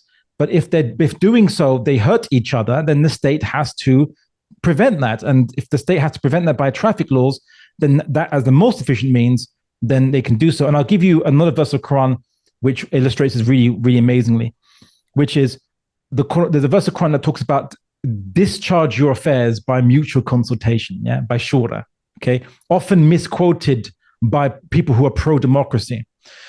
But here's the problem here. Democracy is about the people making their own laws and deciding their own affairs. The Quran doesn't say decide your affairs by mutual consultation. It says discharge your affairs by mutual consultation. The affairs have already been decided for you. The Quran and Sunnah Allah subhanahu wa ta'ala has decided your affairs for you. It's already sorted out. It's already decided. It's already given to you. Now you have to implement those affairs, and you can do so by consultation, using hikmah, using wisdom. So likewise, with a traffic light system, that the state has to protect people from the violence of each other, from the danger of each other, has already been decided by the Quran and Sunnah, has already been decided by Allah subhanahu wa ta'ala. The leader now and his administration is in charge of deciding the best way or the most efficient way to do that in circumstances which are, objectively speaking, dangerous, such as wacky drivers on roads and no highway codes. So that's why it all emanates from Islam. Everything would emanate from Islam because Allah has decided our affairs. Now it's up to us to collaborate. Like when you're given a work by, if you ever you had a boss and your boss gave you work, or gave your team work and just said, produce this product, you would discuss with your team how you would produce the product. But that the product has to be produced has already been decided for you by your boss. So that's how the Islamic system there's no secular area, right, that Islam doesn't deal with. It deals with everything. One last question, I'm going to let you go. Because I got to pray Maghrib. Okay. Oh, okay. All right. Let me know if you could answer this in 2 minutes. If not, then let's not do it. A lot of Muslims have a take the good and leave the bad mentality when it comes to all this, right? So look, there are a lot of speakers. I like to listen to Jordan Peterson. I like to listen to this person. I like to listen to that person. I'll take the good arguments that they put forth for my benefit, and I'll use them in service of pushing my own Islamic views. First of all, do you think that this is a good idea as a matter of principle? I would imagine that you're responsible. If you say yes, it will be a conditional one. And if it is a conditional one, assuming you don't say no, then what would be some limits and guidelines that you would advise Muslims to take doing this? And then we'll just end this session after you answer. Okay, so let's give some practical guidelines. So what I would say is, look, take the good and leave the bad is what we're guided to do. So I can't disagree with that one. But what do you mean by good and what do you mean by bad, right? In essence, the good is what is defined by the Quran and Sunnah. right? So what the to be put it another way, the should and the shouldn't, what we should be doing, what we shouldn't be doing. This has been decided by the Quran and Sunnah. What is the good and bad, the values of actions can only be decided by with relate to our purpose. I often give an example that, you know, a good and bad can only be understood by purpose. Like I have a car. If the car works and gets me from A to B, it's a good car. If the car doesn't get me from A to B, then there's no engine, there's no wheels, it's rusted, it can't even fit an engine. It's a bad car. Why? Because it doesn't fulfill its purpose. But then you have to know the intent, the purpose behind the thing to know whether what is good and bad is. Let's say you encounter alien technology, and a device, and you're asked, is it a good device or bad device? So say, I don't know. What's it meant to do, right? So this is how we decide good and bad. Now, what do we mean? What can we mean by taking the hikmah? Because the hadith by the Prophet Muhammad sallallahu alaihi wasallam, which is the hikmah is the lost property of the believer, right? So if we find it with whoever finds it the most entitled to it. So how do we determine what is hikmah, what is wisdom? Very simple. There are objective facts about reality, okay? And if we are told to achieve something in reality, to achieve a goal, so let's just say, okay, let's say we're meant to fight again, we're meant to defend people from oppressors, let's say, and fight against the oppressors. Okay, so should we use swords, which we used at the time of the Prophet Muhammad, or should we use rifles, let's just say? And I say, well, it's objectively the fact that the rifle is more efficient at achieving that objective of fighting than the sword. Also, it's objectively the fact that the enemy has rifles and you would be at a strong disadvantage with using the sword. So because these are objective facts, then we can demonstrate that it is objectively the case, it is more efficient to use the rifle than the sword. And so therefore it is hikmah to use then the sword. So hikmah is based on objective facts. So I'll give an example. Now, Jordan Peterson didn't derive this himself, but he related something that psychologists know. So people dealing with procrastination, where they put off doing a task for many, many times. He said, okay, well, practice that he said he did, which he didn't invent, by the way, but he just relates it because that's his field, his profession. He said he told someone that they have problems with being motivated in life. Now, it's objectively a fact that if you achieve something, if you do a good task that you're meant to be doing, you feel more motivated generally to do all the tasks. That's an objective fact, okay? Clinically observed. Okay. It's also objective fact that that people are more likely to do smaller, simple tasks than they do more complicated tasks that have many more stages in it. Okay, so here you go. He said he told the person to clean his room. The person didn't want to do it, didn't want to clean his room, couldn't do it. Okay, he said, all right, then just tidy up the clothes. He goes, okay, I can't do that. Okay, just bring a vacuum cleaner and vacuum a part of your room. Said he doesn't do that. Okay, just vacuum around your wardrobe. Yeah, just around there. He said he made the task smaller and smaller and smaller and smaller until you reach the part, the task which is so easy to do that they do it, and then they feel that sense of accomplishment, and then they get a motivation to do more tasks. Okay, all this is objectively demonstrated and objectively the case based on observation. So it is then hikmah, you could say, and that you can take from Jordan Peterson. Although he didn't come up with it, you can take it from. In essence, you can use him as a way to access other psychological literature produced by other people who did these studies. You can take that as a wisdom to defeat or help you defeat procrastination, because it's based on objectively what is the most efficient way of achieving something in these circumstances according to factually observed the factual observations of the case. That we can take. Okay, because as Muslims, we might have to overcome procrastination to pray, procrastination to go to Jummah, to procrastination to give da'wah, to do a whole bunch of things, to go out and provide for our families. We have to overcome procrastination to fulfill our obligations. And that's when then the hikmah is useful, because it's based on objective observations. However, when you have, let's say, Andrew Tate making arguments like, oh, all women are like this and all women are like that, so you have to treat them like this, you treat them like that. Say, well, is that based on factual observation of literally all women ever known in all human cultures, in all societies, in all different time periods? Well, no, that's maybe your anecdotal experience based in Western society with a subset of women. Okay, so what he said is not factually the case because he's made a generalization. Likewise, as feminists who say all men are like this, or all men are pigs, all men are blah blah blah. You say, well, that's a generalization not based on a factual observation. And many people believe that because they say, well, I've had a bad experience that resembles what that person said, so I'm going to now believe the generalization. That's bad. You say bad logic, as you say, right? It is incorrect. That's not factually the case. You might have a bad experience with women or men. You might hear someone say the same thing, report to you the same experiences they've had. It doesn't mean that everything else they say, especially the generalizations, are true or accurate because they're not based on observation. That's not hikmah. This is now dhann, speculation. All right. And so Andrew Tate might say that he treated a woman in such a derogatory way, let's just say that, and she loved him for it and she respected him and she didn't run away. But if you treat a woman with respect, she won't respect you and she'll run away. This might be his particular experience with certain kinds of women that he encounters in his life.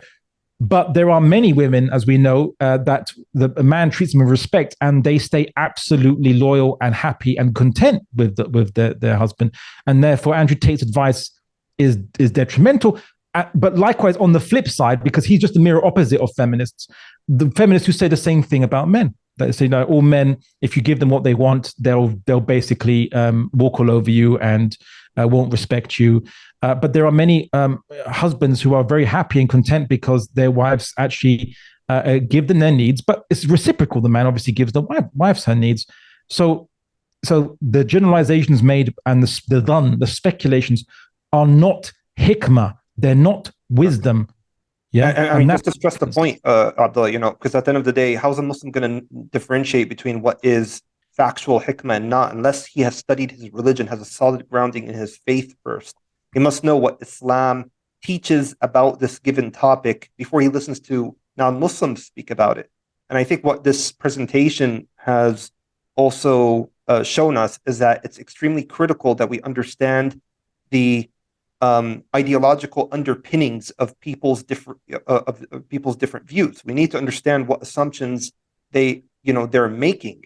What are their views stemming from? Because it seems like a lot of Muslims are just superficially assuming that these arguments resemble Islam on the surface, not realizing what is underlying in terms of the presumptions that are being made. Well, to give a very simple formula for the audience to end on, which is very simple, which is we have naql, right? The text that we get from Revelation, that tells us what to do and what our obligations and rights and responsibilities are. It tells us, okay, you have a family, here's what you have to do for your family, here's what you have to do as a son or as a daughter or as an employee or as a Muslim bearing witness to mankind or as a Muslim giving nasiyah to the Muslim community, and so on and so on and so forth. Here's what you're meant to be doing and achieving. Okay, now then aql can take over and say, and here's the most efficient way to achieve those things. As long as it's not obviously contradicting the objectives and the things you need to be doing. And of course, when it comes to the salah, you can't just say, okay, I'm meant to be praying salah, so that's all I need from naql. Now from aql, I'll think about the most efficient way to do salah. No, because the salah, your prayer, obligation to prayer, it tells you have to pray, and it tells you then here's what you have to be doing in the prayer to satisfy the prayer. So that obviously doesn't require efficiency to think about efficiency. Of course, you might think about efficiency of how to use water in the best way to wash yourself. Sometime it was said that the Prophet Muhammad was able to do wudu from 1 cup of water. Of course. So that's pretty efficient way of if you can do it, fine. If there's a YouTube video showing you how to do it, and then you can take that as a great idea of efficiency, because as long as it satisfies the requirements that Islam says.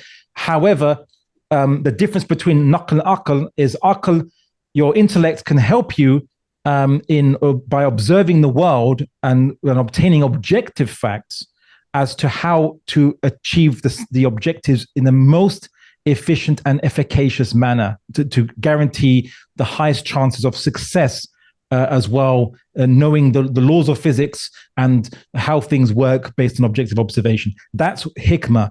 But Islam has already decided all your affairs and what you have to do for all these affairs.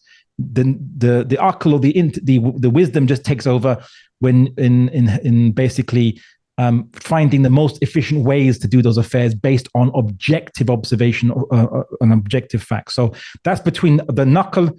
It obviously is where we get the what to do and what we have to achieve and the limits and the conditions, and the aql can help us in observing the world to achieve. Well, seeing as these are the factual cases and the objective observations of reality, of the laws of physics, the laws of reality itself, how do I achieve the most efficient way and the most efficacious way of achieving these obligations I'm told to do in the manner I'm told to do them within these laws of the universe that Allah has created?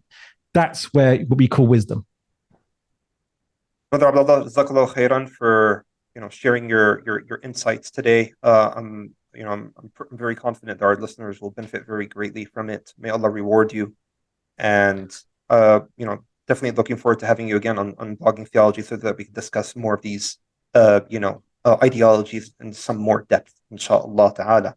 Inshallah. Barakallahu feekum for having me on this blog platform. And inshallah, we'll look forward to further discussions. And inshallah, as I said, if anyone wants any further information about some of my presentations and these lectures, you can go to my website, abdullahalandalusi.com. I'll be linking to it in the description box, inshallah. Yeah, and also we also do debates as well. I want to also plug Muslim Debate Initiative. We'll be doing public debates. We've been doing public debates for many years, but also check out the latest debates that will be coming up as well on the muslimdebate.org, inshallah.